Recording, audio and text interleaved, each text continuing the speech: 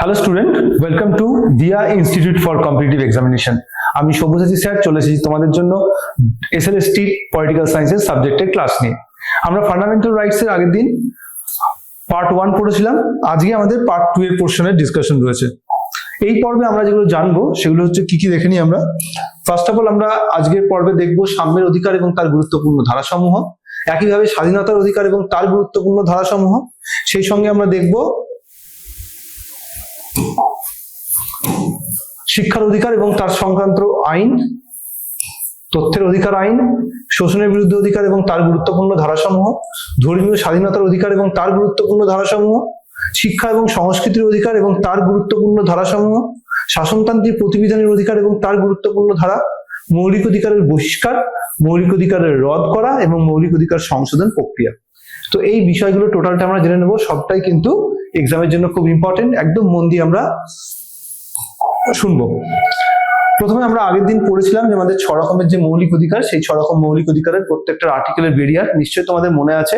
14 থেকে 18 হচ্ছে প্রথমে সাম্যের অধিকার, তারপরে 19 থেকে 22 হচ্ছে স্বাধীনতার অধিকার, 23 থেকে 24 হচ্ছে শোষণের বিরুদ্ধে অধিকার, 25 থেকে 28 হচ্ছে ধর্মীয় স্বাধীনতার অধিকার, 29 থেকে 30 হচ্ছে শিক্ষা এবং সংস্কৃতির অধিকার এবং 32 নম্বর ধারা হচ্ছে শাসনতান্ত্রিক প্রতিবিধানের অধিকার। এই প্রত্যেকটা অধিকারের মধ্যে এই আর্টিকেল 14, 15, 16, 17 আলাদা আলাদা করে আর্টিকেল গুলোতে কি আছে সেটা আমরা এবার ফোকাস করব। ওকে, তাহলে চলো চলে আসি। প্রথম যে আর্টিকেলের প্রভিশন, এখানে দেখতেই পাচ্ছ সমতার অধিকার বা সাম্যের অধিকার। সেখানে 5টা আর্টিকেল আছে। আর্টিকেল 14 থেকে শুরু করি আমরা। 14 এ আছে আইনের দৃষ্টিতে সকলে সমান এবং আইনের দ্বারা সবাই সমানভাবে সুরক্ষিত থাকবে। এখানে অ্যাকচুয়ালি দুটো আর্টিকেলের মধ্যে রয়েছে, আমরা একটু দেখে নেব। আর্টিকেল 14 এর মধ্যে একটা আছে ক্লজ 1 আর একটা আছে 14 এর মধ্যে ক্লজ 2। প্রথমের যে ক্লজটা দেখতে পাচ্ছ, যেখানে বলা হচ্ছে আইনের চোখে আমরা সবাই সমান, আইনের চোখে সমান, সেটা এখানে দেওয়া আছে। এই আইনের চোখে সমান এই কনসেপ্টটা তোমরা এভিডাইসির নিশ্চয়ই রুল অফ ল এর কথা মনে রেখেছো। এই এভিডাইসির যে রুল অফ ল সেখান থেকেই ইন্সপায়ার্ড বা তার সঙ্গে কানেক্টেড। আইনের চোখে সবাই সমান, এটা আইনের শাসন তত্ত্বের একটি অন্যতম বৈশিষ্ট্য। আর আইনের শাসন এই তত্ত্বটা কার দেওয়া? এভিডাইসির দেওয়া। তাহলে সেই ডাইসির তত্ত্বের দ্বারা ইন্সপায়ার এটা। এবার বলো, ডাইসি কোন দেশের মানুষ ছিলেন? তিনি ব্রিটেনের মানুষ ছিলেন। তার মানে এই যে কনসেপ্ট আমরা দেখতে পাচ্ছি এটা হচ্ছে ইউকে থেকে নেওয়া। The concept of equality before law বা আইনের চোখে সবাই সমান বা আইনের চোখে সমতার যে ধারণা, সেটা আমরা ব্রিটেন থেকে নিয়েছি। একইভাবে দেখো আর্টিকেল 14 ক্লজ 2 এখানে বলছে আইনের দ্বারা সমভাবে সংরক্ষণ। আইনের দ্বারা সমভাবে সংরক্ষণ। এই আইনের দ্বারা সমভাবে সংরক্ষণ এটা কিন্তু বলে যে প্রত্যেকের নিজের নিজের স্ট্যাটাস অনুযায়ী তাকে কিন্তু আইনের দ্বারা সংরক্ষণ দেওয়া হবে। এবং এই যে ধারণা, এটা কিন্তু আমরা ইউএসএ থেকে নিয়েছি। প্রথমের ধারণাটা যেখানে ইউনিভার্সাল ধারণা, সেখানে দ্বিতীয় ধারণাটা কিন্তু পার্টিকুলার কমিউনিটি ওয়াইজ ধারণা। এবং এটার মধ্যে যদি আমরা নেগেটিভ পয়েন্ট ফাইন্ড আউট করি কোনটা ইতিবাচক আর কোনটা নেতিবাচক, আমরা বলবো যে প্রথমে যেটা আইনের চোখে সবাই সমান, এটা কিন্তু নেতিবাচক ধরনের। আর ইউএসএ থেকে যে আইনের দ্বারা সমভাবে সংরক্ষণের কনসেপ্ট নিয়েছে, এটা কিন্তু একদমই পজিটিভ বা ইতিবাচক ধরনের। তাহলে নেতিবাচক এবং ইতিবাচক কিসের ভিত্তিতে বলছে? দেখো, আইনের চোখে সবাই সমান, আমরা কোনো সরকারি ক্ষেত্রে কোনো ব্যক্তিকে বিশেষ প্রায়োরিটি দেওয়া হয় না। এই যে সরকারকে বিশেষ প্রায়োরিটি দিতে নিষেধ করছে, এটাই হচ্ছে নেতিবাচক ধারণা। আর যেখানে সকলকে সমানভাবে সংরক্ষণ দিতে বলছে, এখানে দেওয়ার কথা বলছে, প্রোভাইড করার কথা বলছে, যা কিনা ইতিবাচক অর্থে প্রোভাইড করা হয়। তাহলে এই হচ্ছে নেতিবাচক আর ইতিবাচক ধারণার দুটোর মধ্যে ফারাক। এছাড়া আমরা এখানে আরেকটা বিষয় মাথায় রাখবো যে এই দুটো ধারণার মধ্যে কিন্তু রিজার্ভেশনের যে কনসেপ্ট বা আমরা সংরক্ষণের যে বিষয় বলি, সেই সংরক্ষণের বিষয় কিন্তু রিলেটেড উইথ আর্টিকেল 14 ক্লজ 2। কারণ এখানে বলছে যে একজন এসসি, একজন এসটি, একজন জেনারেল, এরকম বিভিন্ন ক্যান্ডিডেট তারা সমান, এটা বলছে না। এই আর্টিকেল 14 ক্লজ 2 বলে যে একজন এসসি, আরেকজন এসসি, আরেকজন এসসি, এরা সবাই সমান। আরেকজন এসটি, আরেকজন এসটি, এরা সবাই সমান। 10 জন জেনারেল, এরা সবাই সমান। এখানে কখনোই জেনারেলের সঙ্গে শিডিউল কাস্ট সমান বা শিডিউল কাস্ট সমান এরকম বলে না। এখানে পার্টিকুলার কমিউনিটি ওয়াইজ আলাদা আলাদা করে যে ইকুয়াল প্রোটেকশন দেওয়ার কথা, সেটা বলা হচ্ছে। এটা দেওয়ার পেছনে কারণও আছে। একটা দেশে সেখানে প্রত্যেকটা মানুষ যারা পিছিয়ে পড়েছে তাদেরকেও সমভাবে যদি এগিয়ে রাখতে হয়, তাহলে অবশ্যই তাকে কিন্তু সেই পরিমাণ সাপোর্ট করতে হবে, এবং সেই সাপোর্টটা তুমি ইকুয়ালি দিলে কিন্তু মুশকিল। মানে ধরো তোমার কাছে 3টে গাছ আছে, একটা গাছ প্রচন্ড রুগ্ন, একটা গাছ মোটামুটি, আর একটা গাছ খুব ভালো। তো তুমি যদি 3টে গাছকে সমান জল সমান সার দাও, তাহলে 3টে গাছের যে গ্রোথ সেটা সমান হবে। তাহলে তুমি তো 3টে গাছকে সমানভাবে একই পর্যায়ে নিয়ে যেতে পারছো না। তাই তোমাকে কি করতে হবে, যেটা বেশি রুগ্ন তাকে বেশি কেয়ার নিতে হবে, যেটা মিডিয়াম টাইপের গাছ তাকে মিডিয়াম টাইপের সার জল দিতে হবে, আর যেটা অলরেডি ভালো গাছ অলরেডি ভালো হয়ে গেছে তাকে মোটামুটি পরিচর্যা করবে, নর্মাল জল দেবে, নর্মাল সার দেবে। ঠিক একই রকম কনসেপ্ট কিন্তু এখানেও ফলো করা হয়। এখানেও সমাজের যারা পিছিয়ে পড়া শ্রেণী, অনগ্রসর শ্রেণী, তাদেরকে বেশি সুযোগ সুবিধা দেওয়া হয় যাতে তারা জেনারেল ক্যাটাগরির মতো মেন স্ট্রিমে পৌঁছতে পারে। আশা করছি বুঝতে পারলে। চলে আসবো আমরা নেক্সট আর্টিকেল 14 এর পরের যে আর্টিকেল বলছে, দেখো আমাদের ভারতবর্ষে 5টা নির্দিষ্ট গ্রাউন্ডের ভিত্তিতে সমস্ত রকমের বৈষম্য দূর করার কথা বলা হয়েছে সামাজিক দিক থেকে। অর্থাৎ ধর্ম, জাতি, বর্ণ, লিঙ্গ এবং জন্মস্থান, এই 5টি হচ্ছে সেই গ্রাউন্ড, যে গ্রাউন্ডের ভিত্তিতে সামাজিক বৈষম্যকে নিষিদ্ধ করা হয়েছে। একইভাবে আর্টিকেল 16 এখানে সরকারি চাকরিতে সবাইকে সমান সুযোগ সুবিধা দেওয়ার কথা বলছে, যেখানে এক্সেপশন রয়েছে। আমরা দেখবো schedule caste, schedule tribe, OBC এবং ইকোনমিক উইকার সেকশন রিসেন্টলি, এদের জন্য কিন্তু বিশেষ সুযোগ সুবিধার ব্যবস্থা করা হয়েছে, এরা কিছু এক্সট্রা বেনিফিটস পায়। চলে আসবো আর্টিকেল 17। আর্টিকেল 17 এ আছে সামাজিকভাবে সমস্ত রকমের যে অস্পৃশ্যতা তাকে নিষিদ্ধ করা হয়েছে।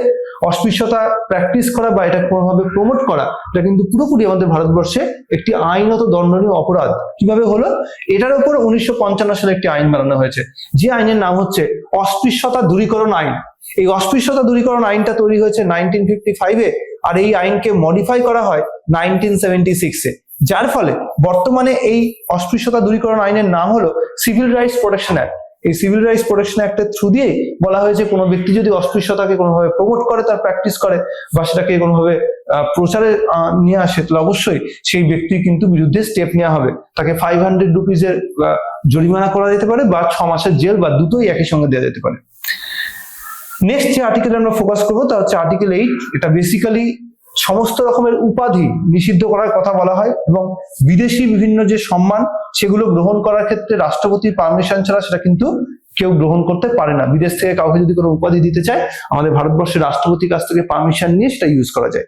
এখন এই যে টাইটেলের কথা বলা হচ্ছে বা উপাধির কথা বলা হচ্ছে, এটা ব্রিটিশ পিরিয়ডে বিভিন্ন সময় আমরা দেখবো ব্রিটিশরা বিভিন্ন এরকম উপাধি দিত, যেমন ধরো রাজা, মহারাজা, রায় বাহাদুর, এরকমের বিভিন্ন উপাধি দেওয়া হতো। কিন্তু এখন আমাদের ভারতবর্ষে কিন্তু এরকম কোনো উপাধি দেওয়ার ব্যবস্থা নেই। এখন আমাদের ভারতবর্ষে যেটা হয়, জাতীয় বিভিন্ন পুরস্কার দেওয়া হয়। এই জাতীয় পুরস্কার কেউ নামের আগে ব্যবহার করে না। আগে কি হতো, রাজা মহারাজা এই উপাধিগুলো তারা নামের আগে ব্যবহার করতো। এখন কিন্তু কেউ ভারতরত্ন পেয়েছে, পদ্মশ্রী পেয়েছে, এটা কেউ নামের আগে ব্যবহার করে না। সো এটাই হচ্ছে ফারাক। আমাদের ভারতবর্ষে উপাধি এখন আর দেওয়া হয় না, যেটা দেওয়া হয় সেটা হচ্ছে জাতীয় পুরস্কার। ভারতের সুপ্রিম কোর্ট এটা নিয়ে জাজমেন্টও দিয়েছে যে আমাদের ভারতবর্ষে কোনোভাবেই এই ধরনের জাতীয় পুরস্কারগুলো উপাধি দেওয়ার মতো বিষয়কে ভায়োলেট করে না। অর্থাৎ এই জাতীয় পুরস্কার দেওয়ার বিষয়টা পুরোপুরি ভ্যালিড। 1954 সাল থেকে প্রথম আমাদের ভারতবর্ষে কিন্তু এই ভারতরত্নের মতো পুরস্কারগুলো দেওয়া শুরু হয়। সেই সময় জওহরলাল নেহরুর প্রধানমন্ত্রীতে এটা স্টার্ট হয়, এবং পরবর্তীকালে মোরারজি দেশাই সরকার এসে এটাকে বন্ধ করে দেয়। পুনরায় আমরা দেখবো ইন্দিরা গান্ধী সরকার এসে এটাকে আবার চালু করে। এভাবেই কিন্তু বর্তমানে আমাদের ভারতবর্ষে এই ভারতরত্ন, পদ্মশ্রী, পদ্মভূষণ মতো যে অ্যাওয়ার্ড গুলো দেওয়া হয়, এগুলো গ্র্যান্টেড হয়েছে। চলে আসছে আমরা নেক্সট। তাহলে ইকুয়ালিটির কনসেপ্ট আমরা ক্লিয়ার জানলাম, সাম্যের অধিকারের মধ্যে কি কি পড়ে। এবার আমরা ফোকাস করবো স্বাধীনতার অধিকার। এই স্বাধীনতার অধিকারের মধ্যে কিন্তু অনেকগুলো আর্টিকেল রয়েছে, দেখতেই পাচ্ছ। প্রথম যে আর্টিকেলটা 19, এর মধ্যে 6 ধরনের মৌলিক স্বাধীনতা বা 6 ধরনের ফ্রিডমের কথা বলা আছে। যে ফ্রিডম গুলো হচ্ছে speech, assemble, association, movement, residence এবং প্রফেশন। এটা অনেক বেশি ব্যাখ্যার প্রয়োজন, এটা আমাদেরকে খুব বেশি করে কোশ্চেন দেয় এক্সামে। সো এটার উপর বেশি করে আমরা ভালো করে পড়বো। আগে আমরা সবগুলো দেখে নেবো, তারপরে আমরা ফোকাস করবো। আর্টিকেল 20 বলছে অপরাধী ব্যক্তিকে যদি শাস্তি দিতে হয় তাহলে তাকে কোনো পুরনো আইন অনুযায়ী শাস্তি দেওয়া যায় না, অর্থাৎ এক্স পোস্ট ফ্যাক্ট ল অনুযায়ী শাস্তি দেওয়া যায় না। আর তাকে দুবার শাস্তি দেওয়া যায় না, অর্থাৎ ডাবল জিওপার্ডি তাকে করা যায় না। এগুলো দিয়ে ইংরাজি টার্ম দিয়ে এরকম করে সিঙ্গেল কোটেশন দিয়ে কোশ্চেন দেবে। আমি ইংরাজি টার্মটাও লিখে দিচ্ছি, ডাবল জিওপার্ডি। এটা হচ্ছে এক্স পোস্ট ফ্যাক্ট ল। এক্স পোস্ট ফ্যাক্ট ল। তাহলে দুটোই কিন্তু আমাদের ইন্ডিয়াতে এগেনস্টে যাওয়ার যে অধিকার সেটা দেওয়া হচ্ছে।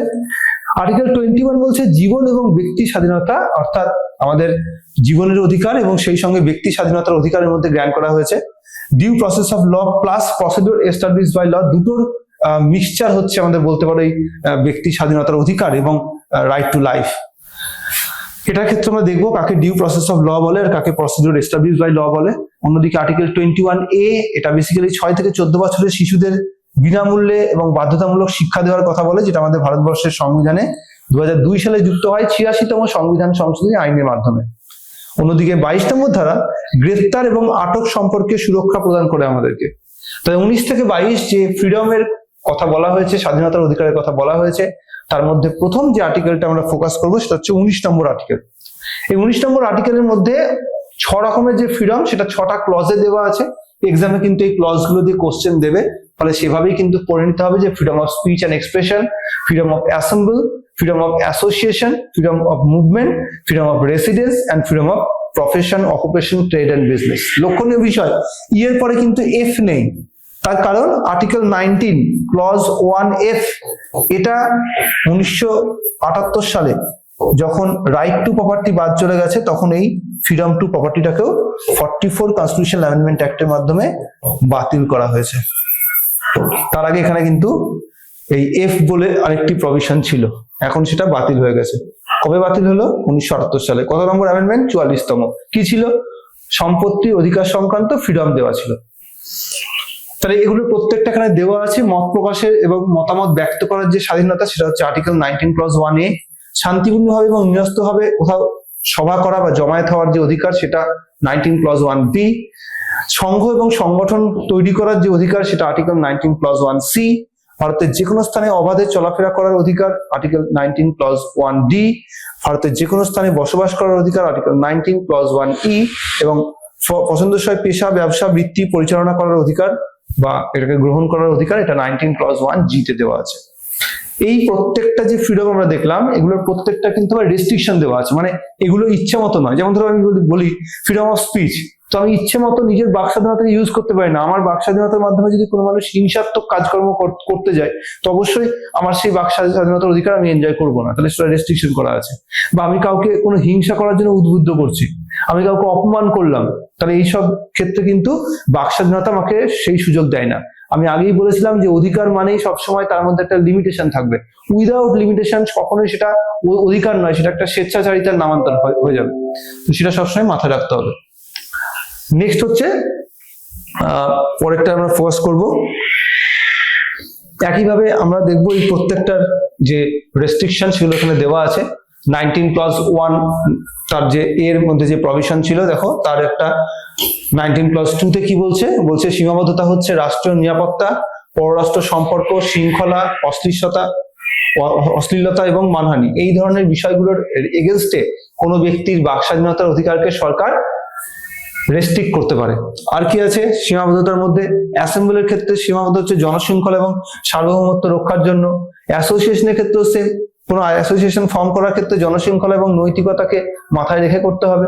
রেসিডেন্স, কোনো জায়গায় বসবাস করবে, সেক্ষেত্রে জনশৃঙ্খলা, উপজাতিদের এলাকা সুরক্ষিত করার জন্য তোমার ইচ্ছে মতো যে কোনো জায়গায় বসবাস তুমি করতে পারবে না। যেমন ধরো কারো যদি মনে হয় আমি দার্জিলিং এ গিয়ে একটা বাড়ি কিনবো, তাহলে সেখানে কেনা যাবে না, তাকে এখানে লিজ নিতে হবে বা ভাড়া নিতে হবে। আর 19 ক্লজ 6 সেগুলো হচ্ছে জনস্বার্থে নিয়ন্ত্রণ এবং লাইসেন্স আইন, বৃত্তির মান রক্ষা ইত্যাদি গুলো মাথায় রেখে তবে গিয়ে প্রফেশন করতে। মানে কারো যদি মনে হলো যে আমি ডাক্তারি করব, তো সে ডাক্তারি পড়া স্টার্ট করতে পারে না, তাকে ডাক্তারি পড়াশোনা করে তাকে লাইসেন্স নিয়ে তবে ডাক্তারি করতে হবে। বা কেউ যদি মনে করে যে আমি কোন উকিলের কাজ করব, ওকালতি করব, আমি আইনের প্র্যাকটিস করব, তার জন্য তাকে সেই বার কাউন্সিলের পরীক্ষা দিতে হবে, তাকে রেজিস্ট্রেশন নিতে হবে, তবে গিয়ে সে অ্যাডভোকেটের কাজ করতে পারবে। সো এগুলো সবই হচ্ছে সেই লাইসেন্স বলো বা সেই বৃত্তির জন্য যদি স্পেশাল কোনো শিক্ষার প্রয়োজন হয়, কারিগরি, সেই শিক্ষা নিয়ে তবে সেই কাজটা করতে হবে, না হলে কিন্তু এই প্রফেশনের অধিকারটা বাস্তবায়িত হওয়া সম্ভব নয়। তাহলে এইভাবে আমরা 19+1 মানে 2 থেকে 19+6 এর মধ্যে এই প্রত্যেকটা যে স্বাধীনতা আমরা আগের স্লাইডে দেখলাম সেগুলোর উপর যুক্তিযুক্ত রেস্ট্রিকশন বা সীমাবদ্ধতা জারি করার কথা বলা হয়েছে। এই হচ্ছে সেই আর্টিকেলস গুলো। তাহলে এইভাবে কিন্তু আর্টিকেল গুলো ক্লজ দিয়ে কোশ্চেন দিতে পারে, বা এরকম করে ঠিক যেভাবে দেওয়া আছে দেখছো চার্টে এরকম করে কম্পেয়ার করে দিতে পারে, যে বলো কোনটা ভুল পেয়ার আছে, কোন একটাকে ভুল দিল আর্টিকেল দিয়ে বললো কোনটা ভুল পেয়ার সীমাবদ্ধতার ক্ষেত্রে। তো সেভাবে ভালো করে একটু পড়ে নিতে হবে।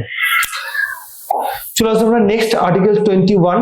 তো আর্টিকেল 19 এর পরে আমরা আর্টিকেল 21 দেখবো। এখানে মেনলি বিভিন্ন গুরুত্বপূর্ণ অধিকারগুলোর কথা বলা হয়েছে, যেগুলো বিভিন্ন সময় সুপ্রিম কোর্ট বিভিন্ন জাজমেন্টের মাধ্যমে বলেছে যে এইগুলো হচ্ছে সব আর্টিকেল 21 এর মধ্যে অন্তর্ভুক্ত অধিকার।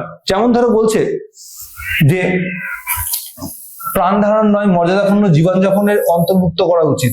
এটা হচ্ছে Francis Coralie Mullin versus Union of India case 1981 সালের এই মামলা বেঁচে থাকার অধিকারকে গ্র্যান্ট করছে মৌলিক অধিকার হিসেবে। অন্যদিকে ব্যক্তিগত বিষয়ের গোপনীয়তা রাখার যে অধিকার সেটা 2017 সালে পুত্তুস্বামী মামলা 2017 সালের মামলা, এখানে রাইট টু প্রাইভেসিকে আর্টিকেল 21 এর মধ্যে ইনক্লুড করা হয়, যার ফলে আমরা দেখব যে রাইট টু প্রাইভেসিকে মৌলিক অধিকারের স্ট্যাটাস দেওয়া হয়েছে। আমাদের সেইখানে বলা হয়েছে যে আধার কার্ডের কাউকে দেওয়াটা বাধ্যতামূলক নয়, মাস্ক আধারের যে ব্যবস্থা এটা কিন্তু রাইট টু প্রাইভেসির থ্রু দিয়েই গ্র্যান্টেড হয়েছে। আর কি বিশুদ্ধ জল এবং বায়ুর যে অধিকার, এটা Subhash Kumar versus state of Bihar মামলা দূষণমুক্ত পরিবেশে বাঁচার অধিকারের বিষয়টাকে আর্টিকেল 21 এর মধ্যে ইনক্লুড করেছে। শিক্ষার অধিকার 14 বছর পর্যন্ত সকল বাচ্চাকে শিক্ষার যে অধিকার, এটা উন্নি খ্রিস্টান মামলা 1993 সালের মামলা, যেখানে প্রাথমিক শিক্ষা আর্টিকেল 21 এর মধ্যে অন্তর্ভুক্ত হওয়া উচিত বলে ঘোষণা করে। পরবর্তীকালে 21 এই আর্টিকেল 2002 সালে যুক্ত হয়েছে মৌলিক অধিকারের মধ্যে। ন্যায্য বিচার এবং আইনানুগ প্রক্রিয়া, এটা Maneka Gandhi case, procedure established by law হতে হবে just, fair and reasonable, that is indicate কি, এই যে আমি একটু আগে বললাম না ডিউ প্রসেস অফ ল, এই due process of law indicate করে just, fair and reasonable. Procedure established by law কি বলে? সে বলে যে আইনের পথে চলবে। আর ডিউ প্রসেস অফ ল কি বলে? কোন একটা আইনকে বাস্তবায়িত করতে হলে জাস্ট, ফেয়ার এন্ড রিজনেবল এই তিনটে চেকিং এর মধ্যে যেতে হবে। যদি জাস্ট হয়, ফেয়ার হয় এন্ড রিজনেবল হয়, তবে গিয়ে সেইটাকে আমরা সেই আইনটাকে ইমপ্লিমেন্ট করব, অন্যথায় ওই আইন কিন্তু বাতিল হয়ে যাবে। তো এটাই হচ্ছে মানেকা গান্ধী মামলার গুরুত্বপূর্ণ প্রভিশন। নেক্সট চলে আসবো আমরা আর্টিকেল 21 থেকে আরো যেগুলো ইন্ডিকেট করা হচ্ছে মৌলিক অধিকার হিসাবে বিভিন্ন সময় ধর্ষণের হাত থেকে অধিকার রক্ষা করার অধিকার, যেটা নারীর সম্মান এবং মর্যাদার অধিকার আর্টিকেল 21 এর মধ্যে ইনক্লুড করা হয়েছে। এটা হচ্ছে বোধিসত্ত্ব গৌতম ভার্সেস শুভ্রা চক্রবর্তী কেস 1996। রয়েছে স্বাস্থ্য সুরক্ষার অধিকার, যেটা পশ্চিমবঙ্গ ক্ষেত মজদুর সমিতি versus state of West Bengal case 1996। সরকারি হাসপাতাল ও চিকিৎসা পাওয়ার যে জীবনের অধিকারের মধ্যে ইনক্লুডেড হবে সেটা এখানে গ্র্যান্ট করা হয়। মৃত্যু না হওয়া পর্যন্ত সম্মানের সঙ্গে বেঁচে থাকা, আশ্রয় অধিকার অভিযান versus Union of India case 2002। এখানে ভবঘুরি এবং গৃহহীনদের জন্য আর্টিকেল 21 অনুযায়ী সম্মান এবং আশ্রয়ের অধিকার রয়েছে বলে সুপ্রিম কোর্ট জানায়। এবং আত্মহত্যার প্রতিরোধ এবং মানসিক স্বাস্থ্য, এটা Gyan Kaur versus state of Punjab case 1996। Dignity in life and death নিশ্চিত করতে হবে, এটা ইন্ডিকেট করা হয়। এন্ড স্পিডি ট্রায়াল, দ্রুত বিচার ব্যবস্থা পাওয়ার যে অধিকার, এটাকে ইনক্লুড করা হয়। Hussainara Khatoon versus state of case Bihar case, এটা 1979 সালের কেস। বিচার বিলম্বিত হওয়া আর্টিকেল 21 এর লঙ্ঘন করা হিসাবে জ্ঞান করা হয়। তাহলে এগুলো প্রত্যেকটা কিন্তু আর্টিকেল 21 এর ইন্টারপ্রিটেড রাইট। কে ইন্টারপ্রিট করলো? আমাদের ভারতের সুপ্রিম কোর্টের হাতে অথরিটি আছে, আর্টিকেল 147 অনুযায়ী তিনি প্রত্যেকটা বিষয়কে ইন্টারপ্রিট করতে পারে, সাংবিধানিক প্রত্যেকটা প্রভিশনকে ইন্টারপ্রিট করতে পারেন, এবং সেই অনুযায়ী কিন্তু এগুলো প্রত্যেকটাকে ইন্টারপ্রিট করে করে আইডেন্টিফাই করেছে যে এগুলো সব হচ্ছে আমাদের মৌলিক অধিকারের মধ্যে ইনক্লুড হবে। এখানে আরেকবার আমি সেটাকে শর্ট লিস্টেড করে দিয়েছি ইংরেজিতে। Right to life and dignity, এটা হচ্ছে Francis Coralie Mullin case. Right to privacy Puttaswamy case. Right to clean environment Subhash Kumar case. Right to education Unni Krishnan case. Right to fair trial Maneka Gandhi case. Right against rape, এটা হচ্ছে Bodhisattwa Gautam case. Right to health Paschimbanga case. Right to dignity for homeless Ashray Adhikar Abhiyan case. Right to mental health Gyan Kaur case, and right to speedy trial Hussainara Khatoon case. এই হচ্ছে আমাদের গুরুত্বপূর্ণ interpreted right. এখানে আরেকটা জিনিস বলে রাখি, সেটা হচ্ছে স্বেচ্ছা মৃত্যু, যাকে আমরা ইংরেজিতে বলি ইউথেনেশিয়া। এই স্বেচ্ছা মৃত্যু দুরকম ভাবে হয়, একটা হচ্ছে অ্যাক্টিভ আর একটা হচ্ছে প্যাসিভ। হয় অ্যাক্টিভলি হবে অথবা প্যাসিভলি হবে। আমাদের ইন্ডিয়াতে অ্যাক্টিভকে গ্র্যান্ট করা হয়নি, কিন্তু প্যাসিভ ইউথেনেশিয়া বা স্বেচ্ছা মৃত্যু প্যাসিভ ওয়েতে সেটা কিন্তু ইন্ডিয়াতে গ্র্যান্ট হয়েছে। বর্তমানে কিন্তু স্বেচ্ছা মৃত্যু গ্র্যান্টেড যদি কোনো ব্যক্তি কোমায় থাকে বা তার কোনো মেডিকেল ডেভেলপমেন্ট হবে না বলে সুপ্রিম কোর্ট জাজমেন্ট দেয়, তো সেক্ষেত্রে সেই ব্যক্তিকে যদি আবেদন করে তার পরিবারের কেউ বা সে নিজে যে আমি বেঁচে থাকতে চাই না, তো সেক্ষেত্রে তার মেডিকেল সাপোর্ট তুলে নিয়ে তাকে কিন্তু মৃত্যু মুখে পতিত করে। এই যে বিষয়, এটাকে কিন্তু প্যাসিভলি স্বেচ্ছা মৃত্যু বা প্যাসিভ ইউথেনেশিয়া বলে ইন্ডিকেট করা হয়। এটাও আমাদের এই আর্টিকেল 21 এরই ইন্টারপ্রিটেড রাইট। এছাড়া বেগার নিষিদ্ধ আমাদের ইন্ডিয়াতে, সেটা হচ্ছে বেগার খাটানো নিষিদ্ধ, সেটাও এর মধ্যে ইনক্লুডেড। আগে যে বন্ডেড লেবারের যে কনসেপ্ট ছিল, এই বন্ডেড লেবার এর মাধ্যমে কিন্তু ইন্ডিয়াতে নিষিদ্ধ হয়েছে। Bonded labour is illegal in India. কি হতো, আগে কোন একজন ব্যক্তির কাছ থেকে ধার নিলে তার পরিবারের যে ধার নিচ্ছে তাকে তার পরিবারের কাউকে একজনকে রেখে আসতে হতো। যতদিন সেই ধার শোধ না হচ্ছে ততদিন সেই ব্যক্তিকে ওই পরিবারের হয়ে বা ওই ব্যক্তির হয়ে ফ্রিতে খাটতে হতো।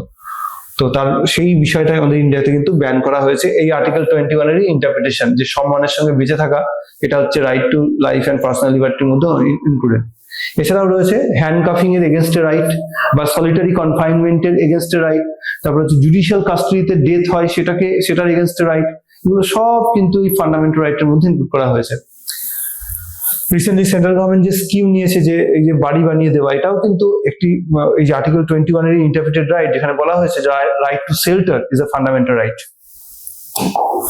চলো আমরা নেক্সট 20 এবং 21 ধারার কথা বলা হচ্ছে যে এই দুটো ধারা কোনো অবস্থাতে বাতিল করা যায় না। যদিও 42তম অ্যামেন্ডমেন্ট অ্যাক্টের মাধ্যমে এটাকে কিন্তু বলা হয়েছিল বাতিল হবে, তার পরবর্তীকালে আমরা দেখবো 44তম অ্যামেন্ডমেন্ট অ্যাক্ট এখানে কিন্তু এই আর্টিকেল 20 এবং 21 কে এই সাসপেনশন হওয়ার যে বিষয় তার থেকে কিন্তু বাইরে রাখে। কি আছে সাসপেনশন অফ ফান্ডামেন্টাল রাইটের বিষয়, এখানে লিখে দিচ্ছি সাসপেনশন অফ ফান্ডামেন্টাল রাইটস। এই দুটো আর্টিকেলের মধ্যেই সংবিধানের সাসপেনশন অফ ফান্ডামেন্টাল রাইট দেওয়া আছে। একটা হচ্ছে আর্টিকেল 358 আর হচ্ছে আর্টিকেল 359। কি বলছে 358 বলছে 19 নম্বর আর্টিকেলের মধ্যে যে প্রভিশন গুলো সেগুলো আপনা আপনি সাসপেন্ড হবে ডিউরিং দি ওয়ার, যুদ্ধ, এক্সটার্নাল অ্যাগ্রেশন,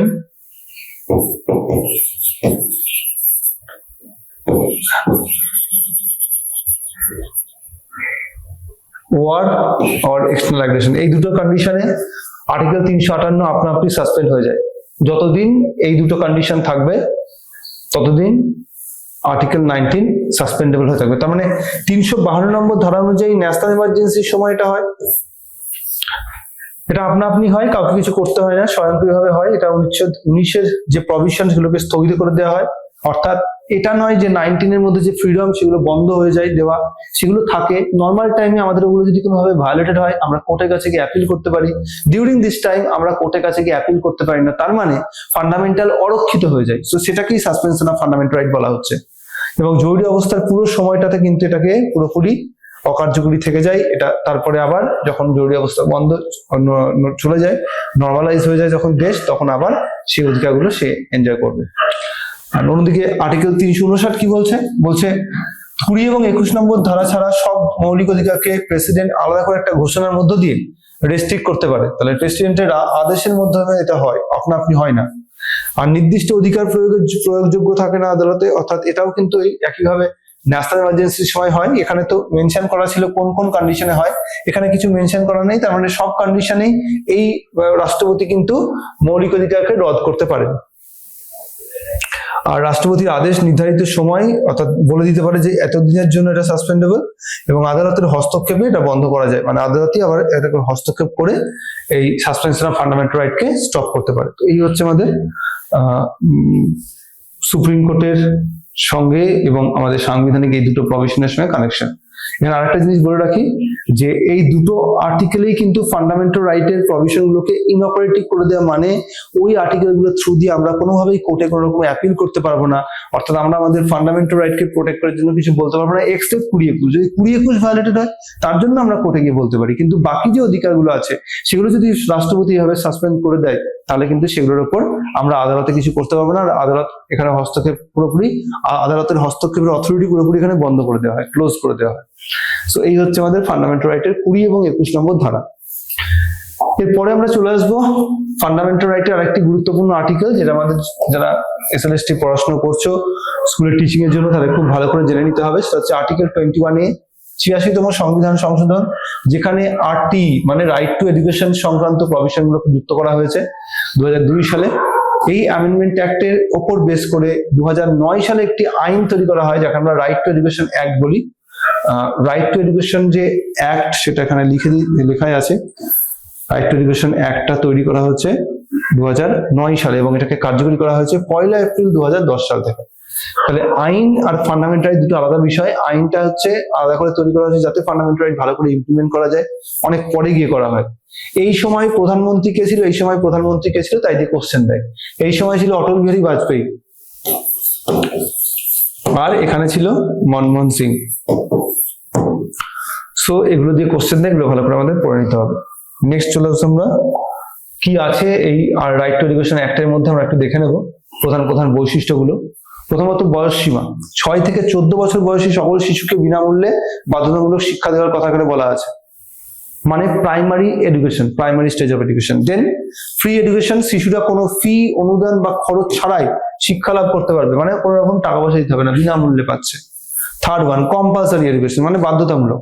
সরকারের দায়িত্ব এই বছরের সব শিশুদের বিদ্যালয়ে ভর্তি করা এবং এর জন্য বাবা মাকে দায়িত্ব দেওয়া হয়েছে যে তার যদি কোনো বাচ্চা থাকে 51A কে আর্টিকেলের থ্রু দিয়ে সে তার বাচ্চাকে স্কুলে পৌঁছে দেবে বা স্কুলে ভর্তি করবে, তার শিক্ষাটাকে কনফার্ম করবে। এটা হচ্ছে মা বাবার দায়িত্বের মধ্যে পড়ে, ফান্ডামেন্টাল ডিউটির মধ্যে পড়ে। আর অ্যাডমিশন উইদাউট ডিসক্রিমিনেশন, কোন রকম শিশুদের জাত, ধর্ম, লিঙ্গ, সামাজিক অবস্থান এসব দেখে তাদেরকে কোনো এডুকেশন ইনস্টিটিউশনে ভর্তি নেওয়া থেকে রোধ করা যাবে না, সব জায়গায় তাদেরকে ভর্তি নিতে হবে। এবং এক্ষেত্রে কিন্তু এমনকি কোনো মাইনরিটি স্কুল, সেখানেও কিন্তু অন্য কোনো মেজরিটি গ্রুপের পিপলরা যদি তাদের কোনো বাচ্চাকে ভর্তি করাতে যায় তারা কিন্তু ডিনাই করতে পারবে না। তার মানে কোনো মিশনারি স্কুলেও কিন্তু আমরা আমাদের নর্মাল যারা ছেলে মেয়ে, যারা নর্মাল বলতে গেলে যারা হচ্ছে জেনারেল ক্যাটাগরির ছেলে মেয়ে, যারা কোনো সংখ্যালঘু নয়, সংখ্যাগুরু মানুষের থেকে বিলঙ্গিং, তারাও কিন্তু সেই স্কুলগুলোতে ভর্তি হতে পারবে। এখানে কিন্তু কোনো রকম সাংবিধানিক নিষেধাজ্ঞা নেই। নেক্সট হচ্ছে নো ডিটেনশন পলিসি, তাদের আনটিল ক্লাস 8 এদেরকে পড়াশোনা করার কথা বলা হচ্ছে। কাউকে পরীক্ষা না পাস করায় ব্যর্থতার জন্য পুনরাবৃত্তি করানোর দরকার নেই, ফেল করানো যাবে না। আর ক্লাস 8 পর্যন্ত সবাইকেই পাস করাতে হয়। বর্তমানে রাজ্যভেদে কিছু কিছু আংশিক পরিবর্তন হয়েছে, অর্থাৎ কোনো কোনো স্টেট এটাকে আবার তুলেও দিয়েছে নিজের মতো করে, যেহেতু এডুকেশনের প্রাইমারি স্টেজ পোর্শনটা রাজ্যের আওতায় থাকে, এটা কোনো হায়ার এডুকেশন সেক্টর নয়। and 25% reservation in private school, যত প্রাইভেট স্কুলগুলো রয়েছে সেখানে দুর্বল এবং যারা পিছিয়ে পড়া শ্রেণী, অনগ্রসর শ্রেণী তাদের শিশুদের জন্য 25% আসন সংরক্ষণ করা হয়েছে। এটা বাধ্যতামূলক করা হয়েছে, প্রত্যেকটা প্রাইভেট স্কুলে এটাকে কিন্তু ফলো করতে হবে। আর স্কুল ইনফ্রাস্ট্রাকচার নর্ম, স্কুলে পর্যাপ্ত শ্রেণীকক্ষ, শৌচালয়, পানীয় জল, শিক্ষক ছাত্র অনুপাত, এগুলো কিন্তু ফলো করতে হবে, যেগুলো তোমরা অলরেডি বিএড পড়েছো। টিচার্স কোয়ালিফিকেশন, শিক্ষকদের যোগ্যতা নির্ধারণ করে national council for teacher education NCT, যেটা হচ্ছে তার কাজ হচ্ছে প্রত্যেকটা শিক্ষকের যোগ্যতার কিছু প্যারামিটার টেনে দেওয়া, যে প্যারামিটার গুলোর উপর বেস করেই স্কুলের রিক্রুটমেন্ট হয়। and prohibition of capitation free and screening, ভর্তি নিতে গিয়ে কোনো রকম বাড়তি টাকা বা পরীক্ষা নেওয়া সম্পূর্ণ নিষিদ্ধ, অর্থাৎ কোনো রকম পরীক্ষা না নিয়েই কিন্তু অ্যাডমিশন করাতে হবে স্কুলগুলোতে। এই হচ্ছে রাইট টু এডুকেশন অ্যাক্টের প্রধান বিষয়। চলে আসবো নেক্সট 21 নম্বর ধারার এ নম্বর ক্লজের মধ্যে আমাদের শিক্ষার অধিকারের পরে আমরা ফোকাস করব ভারতের সংবিধানের আরেকটি গুরুত্বপূর্ণ আর্টিকেল 22 নম্বর ধারা। এই ধারায় গ্রেপ্তার এবং আটকের বিরুদ্ধে অধিকার দেওয়া হয়েছে, অর্থাৎ protection against arrest and detention in certain cases. এই ধারায় দুটো বিষয় রয়েছে, প্রথমত সাধারণ অপরাধে গ্রেপ্তার সংক্রান্ত অধিকার দেওয়া আছে, দ্বিতীয়ত প্রতিরোধমূলক আটক এর ক্ষেত্রে অধিকার দেওয়া আছে, অর্থাৎ প্রিভেন্টিভ ডিটেনশনের অধিকার দেওয়া আছে। আরেকটু ডিটেলসে আমরা যাবো এই দুটো আর্টিকেলে। প্রথম ভাগ বলছে সাধারণ অপরাধে গ্রেপ্তার সংক্রান্ত অধিকার, যেখানে আমরা দেখবো ক্লজ 1 and 2 তে বলা হচ্ছে যে কোনো ব্যক্তিকে গ্রেপ্তার করার পরে যত দ্রুত সম্ভব একজন আইনজীবীর সাহায্য নেওয়ার অধিকার দিতে হবে এবং তাকে অবশ্যই 24 ঘন্টার মধ্যে নিয়ারেস্ট কোন একটা ম্যাজিস্ট্রেট কোর্টের সামনে মানে ম্যাজিস্ট্রেটের সামনে দাঁড় করাতে হবে, অবশ্যই জুডিশিয়াল ম্যাজিস্ট্রেট। ওকে। আর ধারা 22 ক্লজ 2 বলছে গ্রেপ্তারকৃত ব্যক্তিকে তার বিরুদ্ধে আনা অভিযোগ জানাতে হবে, কি অভিযোগ সেটা বলতে হবে। তিনি চুপচাপ আটক থাকতে পারবেন না, তাকে আত্মপক্ষ সমর্থনের সুযোগ দিতে হবে, অর্থাৎ তিনি নিজের সপক্ষে নিজের বক্তব্য পেশ করতে পারেন। সো এই দুটোই হচ্ছে আমাদের আর্টিকেল 22 এর মানে ইন ডিটেলস প্রভিশন বলতে পারে। তো এই অনুযায়ী কোশ্চেন দিতে পারে যে আমাদের কোন একজন ব্যক্তিকে আটক করার পরে কত ঘন্টার মধ্যে নিয়ারেস্ট ম্যাজিস্ট্রেট কোর্টে নিয়ে যেতে হয়, তো 24 আওয়ার্স। নেক্সট চলে আসছে আমরা পরের দ্বিতীয় ভাগের পোর্শন, প্রতিরোধমূলক আটক আইনের যে প্রভিশন সেটার কথা বলা হচ্ছে, যেটা মূলত কোন রকম শত্রু বিদেশিদের জন্য অ্যাপ্লিকেবল নয়। শত্রু বিদেশিদেরকে এটা দেওয়া যায় না, তারা আর্টিকেল 22 ফলো করে না বা তাদের জন্য অ্যাভেলেবেল নয়, অর্থাৎ তাদেরকে বিনা গ্রাউন্ডে বা বিনা ওয়ারেন্টে কাস্টডিতে নেওয়া যাবে। দ্বিতীয়ত ধারা 22 4 নম্বর ক্লজ বলছে প্রতিরোধমূলক আটক 3 মাসের বেশি হতে পারে না যদি না একটি নিরপেক্ষ পর্যালোচনা কমিটি অনুমোদন করে। এই পর্যালোচনা বোর্ডে উচ্চ আদালতের বিচারপতিদের সমান মর্যাদার সদস্যরা থাকেন। তাহলে 3 মাস পর্যন্ত প্রিভেন্টিভ ডিটেনশন, অর্থাৎ কেউ অপরাধ করতে পারে এই ভাবনা থেকে কাউকে আটক করতে পারে। এই প্রতিরোধমূলক আটক আইনের প্রেক্ষিতেই কোনো ব্যক্তি তাকে ফার্দার যদি আরো রাখতে হয় পুলিশের, তাহলে 3 মাসের বেশিও তাকে রাখতে পারে, সেজন্য তাকে ফলো করতে হবে যে নেক্সট যে প্রভিশন গুলোর মাধ্যমে তাকে সেই গ্র্যান্ট করা হবে, যে প্রতিরোধমূলক আটক আইনের জন্য তাকে সরকার কোনোভাবে আটক করে রেখেছে, সেটা তাকে দেখাতে হবে।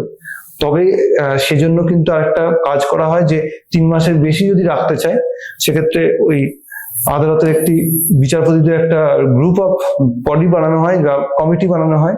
এই কমিটির রেকমেন্ডেশনের ভিত্তিতে এই 3 মাসের সময়কালটাকে আরো বাড়ানো যায়। আমাদের এর ভিত্তিতে যেসব আইনগুলোকে ব্যবহার করা হয়, যেমন ধরো TADA act, terrorist and destructive activities act বা UAPA act, unlawful activities and prevention act, এগুলো সব কিন্তু এই ধরনের আইন। এই আইনের মাধ্যমেই এইসব ব্যক্তিকে কোনো রকম বিনা কারণে আটক করে রাখা যায়। এরপরে আছে ধারা 22 তার 5 নম্বর ক্লজ বলছে আটককৃত ব্যক্তিকে তার বিরুদ্ধে অভিযোগকে লিখিত আকারে জানাতে হবে, আর আটক ব্যক্তি অভিযোগের জবাব দিতে পারেন এবং আত্মপক্ষ সমর্থন করতে পারবেন। ধারা 22 নম্বর আর্টিকেলের 6 নম্বর ক্লজ বলছে রাষ্ট্র জাতীয় স্বার্থের খাতিরে কিছু তথ্য গোপন রাখতে পারে, অর্থাৎ কিছু অভিযোগ আটক ব্যক্তিকে জানানো নাও হতে পারে যে সেই ব্যক্তিকে আটক করার পরে তাকে কি জন্য আটক করা হয়েছে সেটা তাকে বলা হলো না, সেটা বলতে পারে, বা তার পরিবারের লোককেও ইনফর্ম করা হলো না, এটাও ঘটতে পারে। আর ধারা 22 7 নম্বর ক্লজ বলছে সংসদ বিশেষ আইন করে 3 মাসের বেশি প্রতিরোধমূলক আটক করার বিধান রাখতে পারে, মানে চাইলে 3 মাসের বেশি সময়ের জন্য আটক করে রাখবে, সেই প্রভিশনও কোর্ট তৈরি করতে পারে, আমাদের আইনসভা তৈরি করতে পারে।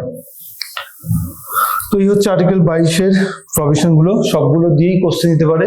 নেক্সট আমরা চলে আসবো শোষণের বিরুদ্ধে অধিকার। দুটো আর্টিকেল আছে, একটা হচ্ছে মানুষ কেনাবেচা নিষিদ্ধ এবং জোর করে কাউকে দিয়ে কাজ করানো নিষিদ্ধ, আর দ্বিতীয় হচ্ছে আর্টিকেল 24 এর প্রভিশন, যেখানে বলা হচ্ছে 14 বছরের নিচে সমস্ত শিশুকে বিপজ্জনক কোন রকম কারখানা কাজে ইনভলভ করানো নিষিদ্ধ। 2016 সালে এর উপর একটি আইন যেটা ছিল অলরেডি, সেটাকে মডিফাই করা হয় করে এখন কিন্তু 14 বছরের নিচে কোনো শিশুকে দিয়ে এরকম কোনো বিপজ্জনক কাজে ইনভলভ করানো, এটা টোটালি সাংবিধানিক ভাবে এবং আইনগত ভাবেও অন্যায়, এবং এটা যদি কেউ করে থাকে, কেউ প্র্যাকটিস, তাহলে তার বিরুদ্ধে কিন্তু সরকার স্টেপ নেবে। এইভাবে আমাদের ভারতবর্ষে শিশু শ্রমিক নিষিদ্ধের ব্যবস্থা করা হয়েছে। এখন দেখো, শিশু শ্রমিক নিষিদ্ধের ব্যাপারটা কিন্তু পুরোপুরি শুধুমাত্র আইন করে দিলাম আর তাহলে ইমপ্লিমেন্ট হয়ে যাবে এরকম নয়, এর সঙ্গে আর্থসামাজিক বিভিন্ন কারণ জড়িত আছে। তো তার মানে কোনো একটা স্টেটে যদি এরকম কখনো করা হয়, তাহলে সেজন্য সরকারকে কি করতে হবে, স্ট্রং অ্যাক্ট তৈরি করতে হবে, তবে গিয়ে শিশু শ্রমিক নিষিদ্ধ করা সম্ভব হবে। নেক্সট চলে আসবো ধর্মীয় স্বাধীনতার অধিকার, আরেকটি খুব গুরুত্বপূর্ণ আর্টিকেলের সিরিজ, 25 থেকে 28 এর টোটাল প্রভিশন। আর্টিকেল 25 বলছে ধর্ম প্রচার এবং পালন করার স্বাধীনতা, অর্থাৎ প্রত্যেকটা ব্যক্তি নিজের মতো করে ধর্মাচরণ করতে পারবে, ধর্মের প্র্যাকটিস করতে পারবে, ধর্মের প্রচার করতে পারবে, সরকার এখানে কোনো রকম ইন্টারফেয়ার করবে না। অন্যদিকে 26 নম্বর ধারা বলছে ধর্মীয় প্রতিষ্ঠান পরিচালনার অধিকার প্রত্যেকটা ধর্মের মানুষের রয়েছে, তাই প্রত্যেকটা ধর্ম নিজের মতো করে ধর্মীয় প্রতিষ্ঠান পরিচালনার দায়িত্বও রাখতে পারে। 27 কি বলছে? বলছে করের মাধ্যমে ধর্মীয় প্রচার নিষিদ্ধ। আগে কি হতো? বিভিন্ন ধর্মকর প্রদান করা হতো যখন মুঘল আমল বা বিফোর ব্রিটিশ পিরিয়ড যে সময়কাল। তো এইরকম কোনো এখন কিন্তু জিজিয়া কর বা এরকম কোনো ধর্ম কর দেওয়া রেওয়াজ নেই ইন্ডিয়াতে। তো সেটা এখানে বলা হচ্ছে যে এইরকম কর দেওয়ার ক্ষেত্রে ফ্রিডম দেওয়া আছে, চাইলে কেউ ট্যাক্স দিতেও পারে, চাইলে নাও দিতে পারে। 28 বলছে ধর্মীয় শিক্ষা নিষিদ্ধ করার অধিকার, শিক্ষা সরকারি শিক্ষা প্রতিষ্ঠানের ক্ষেত্রে নিষিদ্ধ করার কথা বলা হচ্ছে। তো একদমই তাই, যদি কোনো ধর্মীয় শিক্ষা কোনো শিক্ষা প্রতিষ্ঠানে দেওয়া হয় যেটা কিনা সরকারি এইডে চলছে, সরকারি সাহায্যে চলা, সরকারি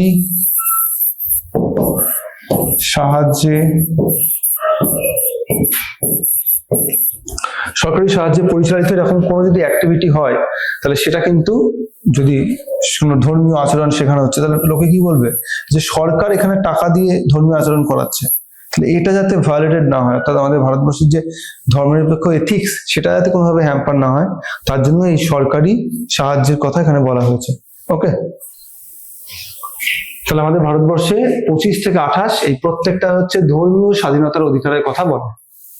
এরপরে আমরা চলে আসবো সংস্কৃতি এবং শিক্ষাগত অধিকারের কথা চলে আসবো। সংস্কৃতি এবং শিক্ষাগত অধিকারের মধ্যে কি আছে? আর্টিকেল 29 আছে আর 30 আছে।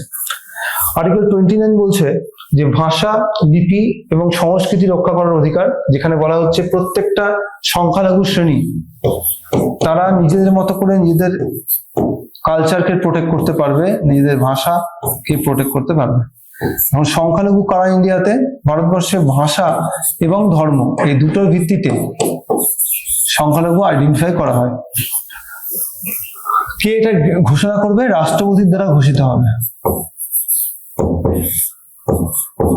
এই দুটোর থ্রু দিয়ে যদি সেই প্যারামিটার যেগুলো আমাদের অলরেডি ইন্ডিয়াতে ফলো হয় বিভিন্ন স্টেটে, সেই সংখ্যালঘু হতে গেলে একটা বৃহৎ সংখ্যক মানুষ থাকতে হয়, তো তারা যদি একই রকম এরকম আচরণ শুরু করে, তখন তাদেরকে আমরা আইডেন্টিফাই করতে পারবো সংখ্যালঘু বলে। এবং তাদের কিন্তু শুধু ধর্মের ভিত্তিতে নয়, ভাষার ভিত্তিতেও সংখ্যালঘু বলে আইডেন্টিফাই করা হয়। এই মুহূর্তে আমাদের ভারতবর্ষে কিন্তু 6টি এরকম কমিউনিটি রয়েছে যাদেরকে সংখ্যালঘু বলা যায়: মুসলিম, খ্রিস্টান, শিখ, বুদ্ধিস্ট, জৈন আর পার্সি। এই 6টা কমিউনিটি হচ্ছে ইন্ডিয়াতে সংখ্যালঘু। তো এই হচ্ছে আমাদের 29 নম্বর ধারার প্রভিশন, যেটা এই কথা বলছিল। এরপরে আমরা দেখবো 30 নম্বর ধারা, যেখানে বলছে সংখ্যালঘুদের নিজস্ব শিক্ষা প্রতিষ্ঠান স্থাপন এবং পরিচালনার দায়িত্ব নিজেদের উপর নিজেদের হাতে থাকা উচিত। তাহলে আর্টিকেল 30 মধ্যে যে বিষয় বলা আছে, সংখ্যালঘুরা নিজেদের মতো করে স্কুল, কলেজ এগুলো এস্টাবলিশ করতে পারবে এবং সেই সঙ্গে এগুলোকে পরিচালনার দায়িত্বও রাখতে পারবে। দুটোই তাদের প্রভিশনের মধ্যে রয়েছে। দুটো আর্টিকেলই শুধুমাত্র ভারতীয় যারা সংখ্যালঘু শ্রেণী তাদের জন্য অ্যাপ্লিকেবল। কোনো নর্মাল মানে সংখ্যালঘু নয় এরকম ব্যক্তির জন্য কিন্তু এটা অ্যাপ্লিকেবল হবে না। নেক্সট চলে আসবো আমরা। তাহলে মিশনারি স্কুলগুলোতে, মাদ্রাসা স্কুলগুলোতে যে শিক্ষা ব্যবস্থা রয়েছে, এটা কিন্তু এই 29 নম্বর এবং 30 নম্বর ধারার উপর বেস করে। 6 নম্বর পয়েন্ট আছে সাংবিধানিক প্রতিবিধানের অধিকার। দেখো আমাদের সংবিধানে নির্দিষ্ট কিছু আর্টিকেলের মধ্যে, নির্দিষ্ট কিছু প্রভিশনের মধ্যে নির্দিষ্ট কিছু বিষয় দেওয়া আছে। যেমন 32 নম্বর ধারা আর 226 নম্বর ধারায় দুটোতেই কিন্তু আমাদের মৌলিক অধিকার সংরক্ষণের কথা বলা আছে। দুটোর মধ্যে ফারাক কি? 32 নম্বর ধারায় বলছে যে 5 রকমের যে রিট ইস্যু করবে, এটা কিন্তু আমাদের ভারতবর্ষে যে কোনো ব্যক্তির জন্য অ্যাপ্লিকেবল হবে এবং এই রিটস গুলো অ্যাপ্লাই করার সময় দেখবে কি কারণে সেই রিটটা ইস্যু করা হচ্ছে। অন্যদিকে 226 নম্বর ধারাতেও তাই ফান্ডামেন্টাল রাইটের জন্য রিট ইস্যু করতে পারে কোর্ট, কিন্তু এটা ফার্দার লিগ্যাল রাইটের জন্য রিট ইস্যু করতে পারে, লিগ্যাল রাইটের জন্য। কিন্তু আমরা যদি দেখি আর্টিকেল 32, এ কিন্তু শুধুমাত্র ফান্ডামেন্টাল রাইটের জন্যই রিট ইস্যু করে, অন্যরকম কোনো রাইটস তাদের জন্য অ্যাপ্লিকেবল হবে না। ফান্ডামেন্টাল রাইটস এর জন্য রিট ইস্যু করে, আর এ শুধু দুটোর জন্যই করতে পারে, লিগ্যাল রাইট এবং ফান্ডামেন্টাল রাইট। তাহলে এবার আমরা কি বলবো, কাকে বলবো যে বেশি অধিকার রয়েছে? নাম্বার অফ কেসেস এর দিক থেকে যদি আমরা দেখি, তাহলে সুপ্রিম কোর্টের থেকে হাইকোর্টের এখতিয়ার কিন্তু এখানে বেশি। অন্যদিকে আবার যদি আমরা দেখি যে ফাইন্যান্স আমাদের যে ফান্ডামেন্টাল রাইটস রয়েছে সেগুলোর সঙ্গে আমাদের 226 নম্বর ধারার যে প্রভিশন তার সঙ্গে কম্পারিজন, তাহলে অবশ্যই ফান্ডামেন্টাল রাইটের এই আর্টিকেলটা নিজেই একটা ফান্ডামেন্টাল রাইট, কিন্তু 226 নম্বর ধারা এটা কোনো ফান্ডামেন্টাল রাইট নয়, তাই এটা ডিনায়েবল নয়, এটাকে কেউ রিজেক্ট করতে পারে না। সুপ্রিম কোর্টে কেউ আবেদন করলে সুপ্রিম কোর্ট বলবে না যে আমি নেবো না, এটা সুপ্রিম কোর্ট ওটা নিতেই হবে। কিন্তু 226 নম্বর যেহেতু নিজে মৌলিক অধিকার নয়, তাই এটাকে ডিনাই করে দিতে পারে, কোর্ট বলতে পারে আমি রিজেক্ট করে দিলাম, নেবো না আমি এই রিটের আবেদন। রিটের বিষয়টা নিশ্চয়ই মনে আছে, আগের দিন পড়িয়েছিলাম, খুব ডিটেলস আমি ঢুকবো না, অলরেডি এটা ডিটেলস পড়ানো আছে। শুধু একবার বলে দেবো যে হেভিয়াস কর্পাস হচ্ছে বেআইনিভাবে আটক থেকে ব্যক্তিকে মুক্ত করা, ম্যান্ডামাস হচ্ছে কর্তব্য পালনের নির্দেশ দেওয়া, সঠিকভাবে কাজ করার জন্য বলা, প্রহিবিশন হচ্ছে নিম্ন আদালতকে কার্যক্রম বন্ধ করার নির্দেশ দেওয়া, এবং সার্টিফিকেট বলছে নিম্ন আদালতের আদেশ বা বাতিল, নিম্ন আদালতের আদেশকে বাতিল করার যে অধিকার সেটা, বা কোনো পোস্ট হোল্ডারকে সেখান থেকে মানে অন রেকর্ড করতে বলা কোনো মামলাকে। এন্ড কোয়ারান্টো বলছে অবৈধভাবে দখলকৃত পদ থেকে সম্পূর্ণরূপে বহিষ্কার করা, সেই বিষয়টা হচ্ছে আর্টিকেল মানে কোয়ারান্টোর প্রভিশনের মধ্যে। সো এই হচ্ছে ওভারঅল আমাদের সংবিধানের 6 রকমের মৌলিক অধিকার। আর একবার আমরা দেখে নেব কিছু কিছু অধিকারের বিষয়ে, যেমন মৌলিক অধিকারের 33 নম্বর ধারা, 34 নম্বর ধারা, 35 নম্বর ধারা, তিনটে দিকে কোশ্চেন দেয়। তো প্রথমে 33 নম্বর ধারায় ফোকাস করব। আমরা এতক্ষণ ধরে যে ফান্ডামেন্টাল রাইট গুলো দেখলাম তা কিন্তু ছিল আর্টিকেল 14 থেকে 32 পর্যন্ত, বাকি 12 আর 13 আমরা পড়ে নিয়েছি। 12 নম্বরে হচ্ছে ডেফিনেশন অফ ফান্ডামেন্টাল রাইট, আর 13 নম্বর হচ্ছে nature and importance of fundamental right. তো বাকি থাকলো নেক্সট যে প্রভিশন গুলো, অর্থাৎ 33, 34, 35। 33 প্রথমে ফোকাস করবো আমরা। মৌলিক অধিকার সীমিত করার ক্ষমতার মধ্যে দেওয়া আছে, বলছে power to modify fundamental right in application to forces. সংসদকে ক্ষমতা দেওয়া হয়েছে যে সে সশস্ত্র বাহিনী, পুলিশ, গোয়েন্দা সংস্থা ও অনুরূপ বাহিনীর সদস্যদের ক্ষেত্রে মৌলিক অধিকার সীমিত বা বাদ দেওয়ার ব্যবস্থা করবে, সীমিত করার ব্যবস্থা করবে অথবা বাদ দেওয়া। দ্বিতীয়ত, রাষ্ট্রের নিরাপত্তা, শৃঙ্খলা এবং কর্তৃত্ব বজায় রাখার জন্য সশস্ত্র বাহিনীর মধ্যে কঠোর শৃঙ্খলা বজায় রাখতে হবে, যাতে তারা কোনোভাবেই সংসদের নির্দিষ্ট মৌলিক অধিকারগুলি সীমিত করতে পারে। আর সশস্ত্র বাহিনীর ক্ষেত্রে কি বলা হয়েছে, পুলিশ বাহিনী, সশস্ত্র বাহিনী, গোয়েন্দা সংস্থা বা প্যারামিলিটারি বাহিনী, এগুলো সবাই কিন্তু এই আর্টিকেল 25 এর যে আর্টিকেল 33 যে প্রভিশন রয়েছে, সেই আর্টিকেল 33 প্রভিশনকে ফলো করে তাদের জন্য যে নর্মাল আর 5টা মানুষের যে ফান্ডামেন্টাল রাইট তাদের জন্য তা থাকে না। সেটা এখানে বলা হয়েছে যে একজন সেনা অফিসার বা পুলিশ সদস্যকে বাক স্বাধীনতার সম্পূর্ণ অধিকার দেওয়া যায় না, কারণ তা বাহিনীর শৃঙ্খলা নষ্ট করতে পারে। তাই বাক স্বাধীনতার অধিকার তিনি এনজয় করবেন না। অর্থাৎ এই যে কিছুদিন আগে দেখবে যে ফেসবুকে ভাইরাল হয়েছিল যে একজন আর্মি, তিনি কিন্তু বলছেন বাজে কোয়ালিটির ইন্ডিয়ার গভর্নমেন্ট খাবার দেয়, তো সেই কথাটা বলা হচ্ছে যে মিলিটারি সেক্টরে খুব বাজে কোয়ালিটির খাবার দেওয়া হয়। তো এইটা বলার কোনো অধিকার নেই সোশ্যাল মিডিয়াতে, তিনি এরকম করে প্রকাশ্যে তার বাক স্বাধীনতাকে প্রয়োগ করতে পারেন না। আর 5টা মানুষ যেমন পারেন, তিনারা কিন্তু পারেন না।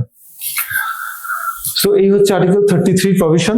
তাহলে আরেকবার আমরা মনে রাখবো, 33 হচ্ছে এমন একটি প্রভিশন যে প্রভিশন কি করে, আমাদের যে ফান্ডামেন্টাল রাইট রয়েছে সেই ফান্ডামেন্টাল রাইট গুলো আর্ম ফোর্সেস এর জন্য রেস্ট্রিক্ট করে সেখানে তারা বসবাস করতে পারবে সেরকম করে ব্যবস্থা করে দেয়। আর 34 নম্বর ধারা, এখানে বলছে সামরিক আইন এবং জরুরি অবস্থায় অধিকারের স্থগিতাদেশ, restriction rights while martial law is in force. Martial law কি? মার্শাল ল হচ্ছে যে কোনো যুদ্ধ বা বিদ্রোহের সময় ঘোষিত হয়, সেখানে সামরিক কর্তৃপক্ষ সাময়িকভাবে নাগরিক প্রশাসনকে প্রতিস্থাপন করে। অ্যান্ড বিশেষজ্ঞ আমাদের যে বিশৃঙ্খল পরিস্থিতি, দেশের আইন শৃঙ্খলা রক্ষা এবং জরুরি পদক্ষেপ গ্রহণের জন্য সরকারকে বিশেষ ক্ষমতা দেওয়া, এগুলো সব কিন্তু আমরা দেখবো যে এই মৌলিক অধিকারের প্রধান প্রধান বৈশিষ্ট্য, বিশেষ করে 34 নম্বর ধারার প্রভিশন। এই সব কন্ডিশনের ক্ষেত্রে পার্লামেন্টের হাতে অথরিটি আছে, সে কিনা রেস্ট্রিকশন করতে পারে ফান্ডামেন্টাল রাইট। যেমন লকডাউনের সময় ডে কারফিউ বা নাইট কারফিউ এর সময় এগুলো কিন্তু আমরা এনজয় করতে পারতাম না। চলে আসবো অনুচ্ছেদ 35, বলছে মৌলিক অধিকারের প্রয়োগ সংক্রান্ত আইন তৈরির একমাত্র ক্ষমতা সংসদের হাতে রয়েছে। So legislation for fundamental rights rest with the parliament. সংবিধানের নির্দিষ্ট অনুচ্ছেদ যেমন 16 ক্লজ 3, 32 ক্লজ 3, 13, 34 যেসব আইন মৌলিক অধিকারের প্রয়োগ বা সীমিত করার সঙ্গে সম্পর্কিত, তা শুধুমাত্র সংসদই প্রণয়ন করতে পারে।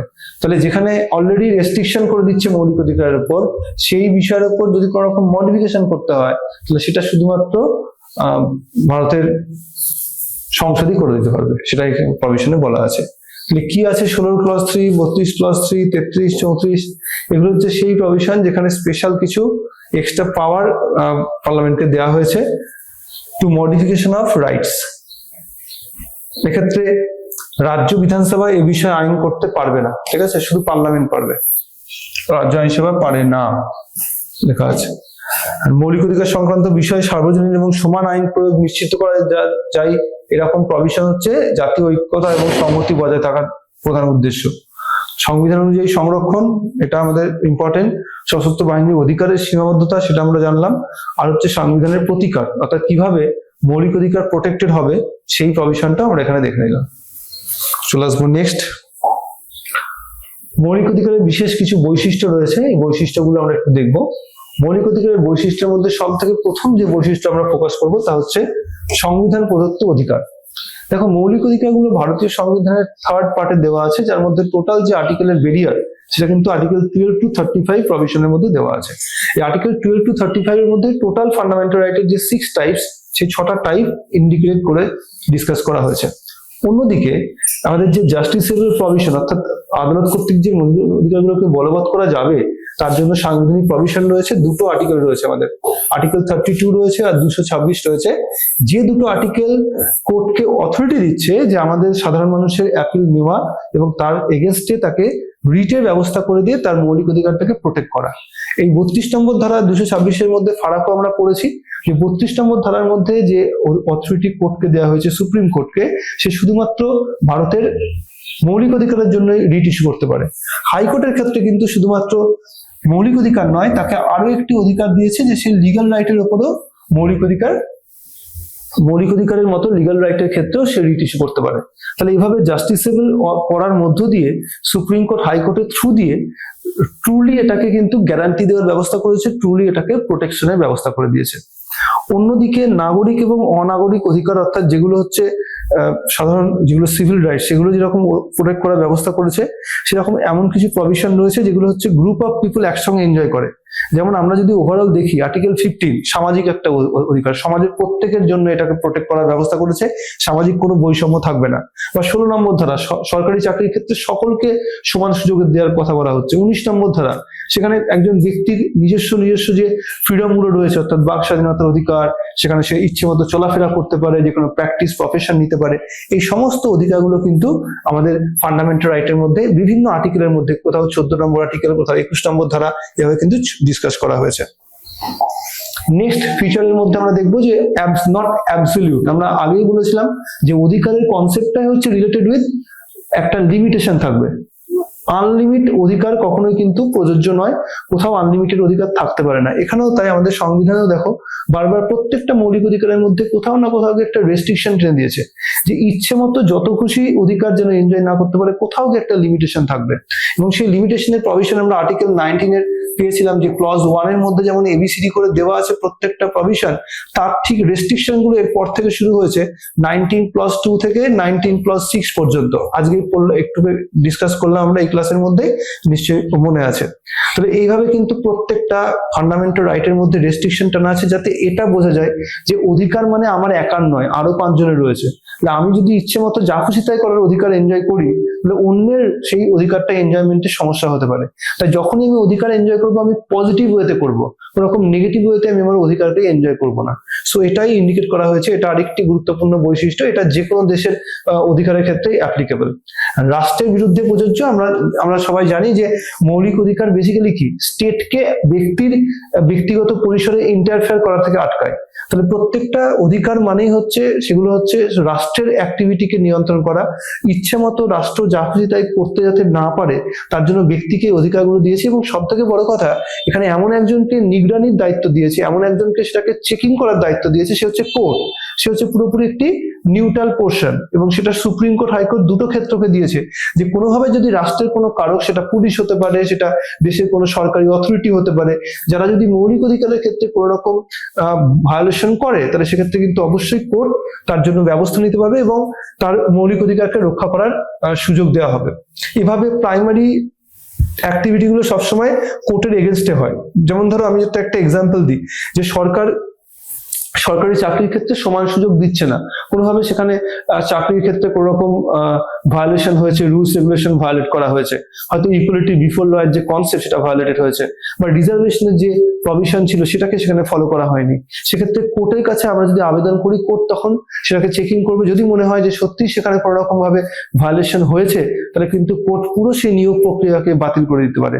তার এক্সাম্পল আমরা পেয়েছি। তো সেই রকম ভাবেই কোর্টের এই অ্যাক্টিভিটি গুলো হচ্ছে আমাদের মৌলিক অধিকারকে রক্ষা করা, যাতে গভর্নমেন্টের অন্য কোনো উইংস তারা কোনোভাবে আমাদের মৌলিক অধিকারকে খর্ব করতে না পারে, তার ব্যবস্থা।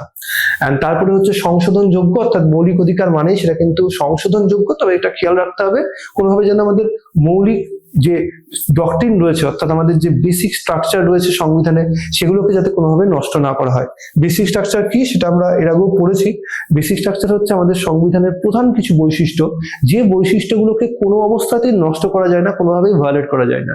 এই বৈশিষ্ট্যগুলো প্রত্যেকটাই কিন্তু আমাদের সংবিধানে সঠিকভাবে প্রোটেক্টেড থাকে, এবং এটাকে নির্দিষ্ট করে দেওয়ার অথরিটি হচ্ছে কোর্ট নিজেই। অর্থাৎ সংবিধান আলাদা করে বেসিক স্ট্রাকচার বলে কোনো প্রভিশন নেই, এটা আমাদের সরাসরি ছড়িয়ে আছে আমাদের সংবিধানের বিভিন্ন প্রভিশনের মধ্যে, যেটা ইন্টারপ্রিট করে দেওয়ার অথরিটি হচ্ছে আমাদের কোর্ট। তাই টাইম টু টাইম কোর্ট বলে দেয় যে এইগুলো হচ্ছে আমাদের বেসিক স্ট্রাকচারের প্রভিশন। এভাবে আমাদের ভারতবর্ষে এই মুহূর্তে প্রায় 100 এর মতো প্রভিশন রয়েছে, যাকে বিভিন্ন সময় সুপ্রিম কোর্ট বিভিন্ন মামলাতে বেসিক স্ট্রাকচার বলে ডিক্লেয়ার করেছে। এর সূচনা হয়েছে নিশ্চয়ই তোমাদের মনে আছে, কেশবানন্দ ভারতী মামলা 1973 সালে। এরপর আমরা চলে আসবো বিচার বিভাগের ব্যাখ্যা এবং সম্প্রসারণ। একটু আগে আমি বলছিলাম যে আমাদের সংবিধানের বিভিন্ন প্রভিশন রয়েছে যাকে ব্যাখ্যা করে দেওয়ার ক্ষমতা কোর্টের রয়েছে। এভাবেই কিন্তু 21 নম্বর ধারাকে একটা সময় ব্যাখ্যা করা হয়েছিল, এবং সেই ব্যাখ্যার মধ্য দিয়ে কিন্তু আজকে প্রায় নেই করে 20+ এরকম প্রভিশন রয়েছে, যাকে বিভিন্ন সময় আর্টিকেল 21 এর মধ্যে ইনক্লুড করেছে। এবং আমরা দেখবো আমাদের ভারতবর্ষে এর জন্য কি করা হয়, জনস্বার্থে মামলা নেওয়া হয়। জনস্বার্থে মামলা মানে পাবলিক ইন্টারেস্ট লিটিগেশন। এই পাবলিক ইন্টারেস্ট লিটিগেশন সব থেকে বেশি যে ধারার উপর বেস করে নেওয়া হয় সেটা হচ্ছে আর্টিকেল 21। তাহলে জনস্বার্থে মামলা সেখানে কোর্ট গ্রহণ করছে, এবং কোর্ট কি করছে, বারবার ইন্টারপ্রিট করে দিচ্ছে যে এই ফান্ডামেন্টাল রাইট গুলোর মধ্যে এই প্রভিশন ইনক্লুডেড। যেমন আর্টিকেল 21, এই আর্টিকেল 21 এর থ্রু দিয়ে একটু আগে বলছিলাম যে সেখানে আমরা এখন দেখবো যে পুলিশ কোনোভাবে হ্যান্ডকাফিং করাটা পুরোপুরি বন্ধ হয়ে গেছে। সো হ্যান্ডকাফিং এর এগেইনস্ট এর রাইটকে এই right to life and personal লিবার্টির মধ্যে ইনক্লুড করা হয়েছে। বা আমরা দেখবো যে আমাদের যে শিক্ষার অধিকার, এই শিক্ষার অধিকার এই 21 এর মধ্যে ইনহেরেন্ট রাইট বলে ডিক্লেয়ার করা হয়েছে। তাহলে এইভাবে আর্টিকেল 21 এর মতো বিভিন্ন যে প্রভিশন রয়েছে তাকে বিভিন্ন সময় ব্যাখ্যা করে তার যে মিনিং, তার যে স্কোপ, সেটাকে অনেক বেশি বৃহত্তর পরিসর করে দেওয়া হয়েছে, যাতে শুধুমাত্র যেটুকু বলা আছে সংবিধানের আর্টিকেলের মধ্যে সেটুকুই তার অধিকার না হয়, তার বাইরে গিয়েও অতিরিক্ত আর কি কি ওর মধ্যেকার প্রভিশন রয়েছে বা ওটাকে ব্যাখ্যা করে আর কি কি ওর মধ্যে ইনক্লুড করা যায়, সেগুলো কিন্তু বিভিন্ন সময় কোর্ট ডিক্লেয়ার করে দিয়েছে। এন্ড তারপরে হচ্ছে জরুরি অবস্থার সময় স্থগিতাদেশ বা স্থগিতযোগ্য বৈশিষ্ট্য। আমরা দেখবো আমাদের 358 এবং 359 দুটো আর্টিকেল রয়েছে, যার থ্রু দিয়ে 352 নম্বর আর্টিকেল যখন জারি করা হয় কোনো কান্ট্রি কোনো অংশে, তখন সেই অঞ্চলে কিন্তু প্রথমত 358 থ্রু দিয়ে 19 নম্বর ধারাটা আপনা আপনি সাসপেন্ড হয়ে যায়। আর যদি আমরা দেখি যে প্রেসিডেন্ট আলাদা করে ডিক্লেয়ার করছে, সেক্ষেত্রে অন্য কোনো ফান্ডামেন্টাল রাইট সেগুলোকেও কিন্তু সাসপেন্ড করে দিতে পারে, এক্সেপ্ট 20 আর 21। যদিও এই 20 আর 21 নম্বর ধারার প্রভিশন কিন্তু আগে সাসপেন্ডেবল ছিল। 44 অ্যামেন্ডমেন্ট অ্যাড করে এই দুটো আর্টিকেলকে এই ফান্ডামেন্টাল রাইটের যে ভায়োলেশন সেখান থেকে বাদ দেওয়া হয়, যে এই দুটোকে স্থগিত করা যাবে না, এটা কোনো অবস্থাতেই স্থগিতযোগ্য নয়।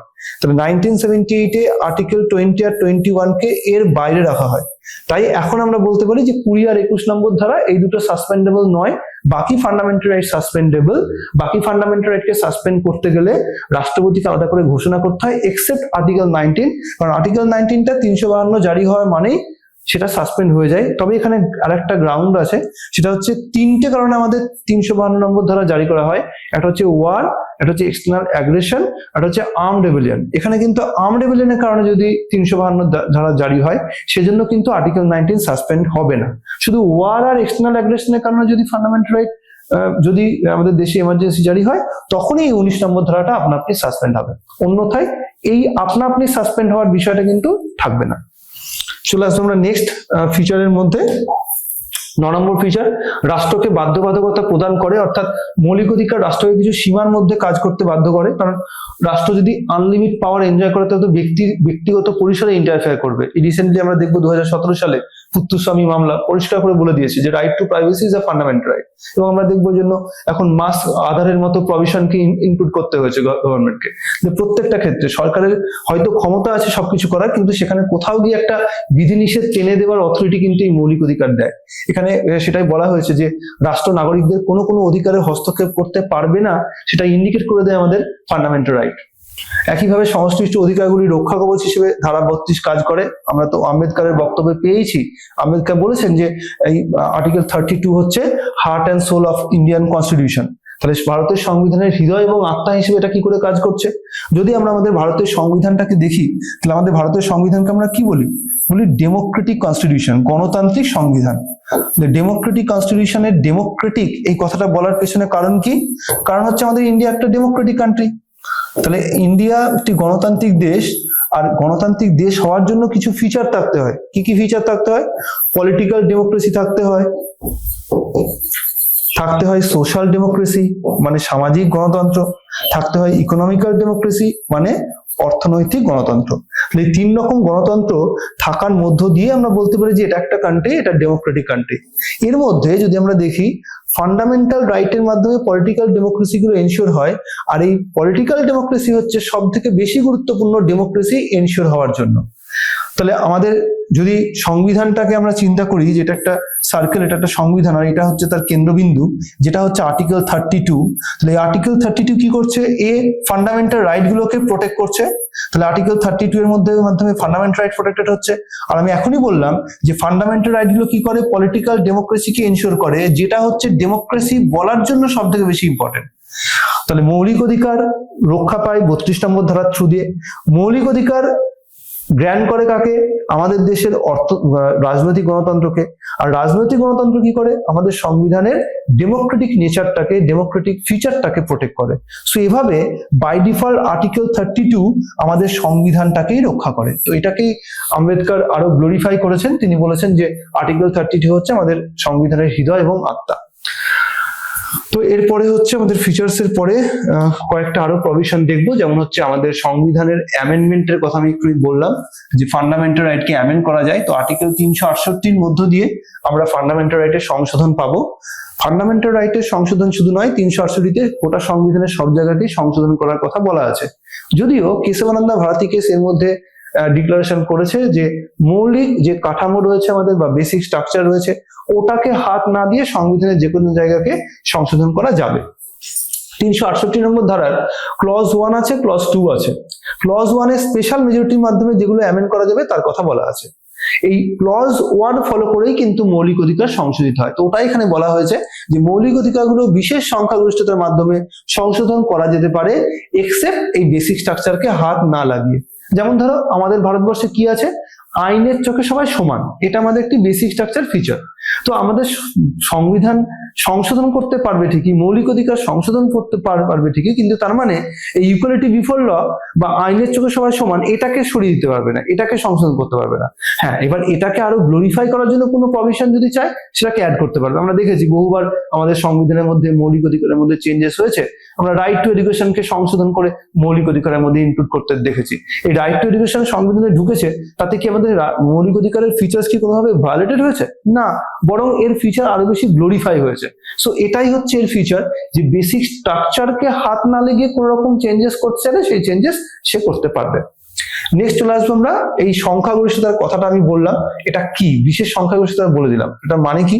এটা আমরা পার্লামেন্টারি সিস্টেম পড়তে গিয়ে পড়েছি বা পড়বো, কিন্তু আমরা এখানে একটুখানি দেখে নেব যে বিশেষ সংখ্যাগরিষ্ঠতা বলতে কি বোঝায় বা স্পেশাল মেজরিটি বলতে কি বোঝায়। দেখো, আমাদের পার্লামেন্টে দুটো হাউসই সংশোধনের ক্ষেত্রে গুরুত্বপূর্ণ ভূমিকা গ্রহণ করে। কোনো একটি হাউসে এই ধরনের রেজলিউশন গুলোকে বা বিলগুলোকে ইন্ট্রোডিউস করা হয়, সেই হাউসে যদি বিলটা বিশেষ সংখ্যাগরিষ্ঠতার মাধ্যমে পাস হয়ে যায় তাহলে সেটা অন্য হাউসে যাবে এবং সেখানেও সেম মেজরিটির মাধ্যমে পাস হতে হবে। এখন কোন একটা হাউসে বিশেষ সংখ্যাগরিষ্ঠতার মাধ্যমে এটাকে পাস করার জন্য কি করতে হয়?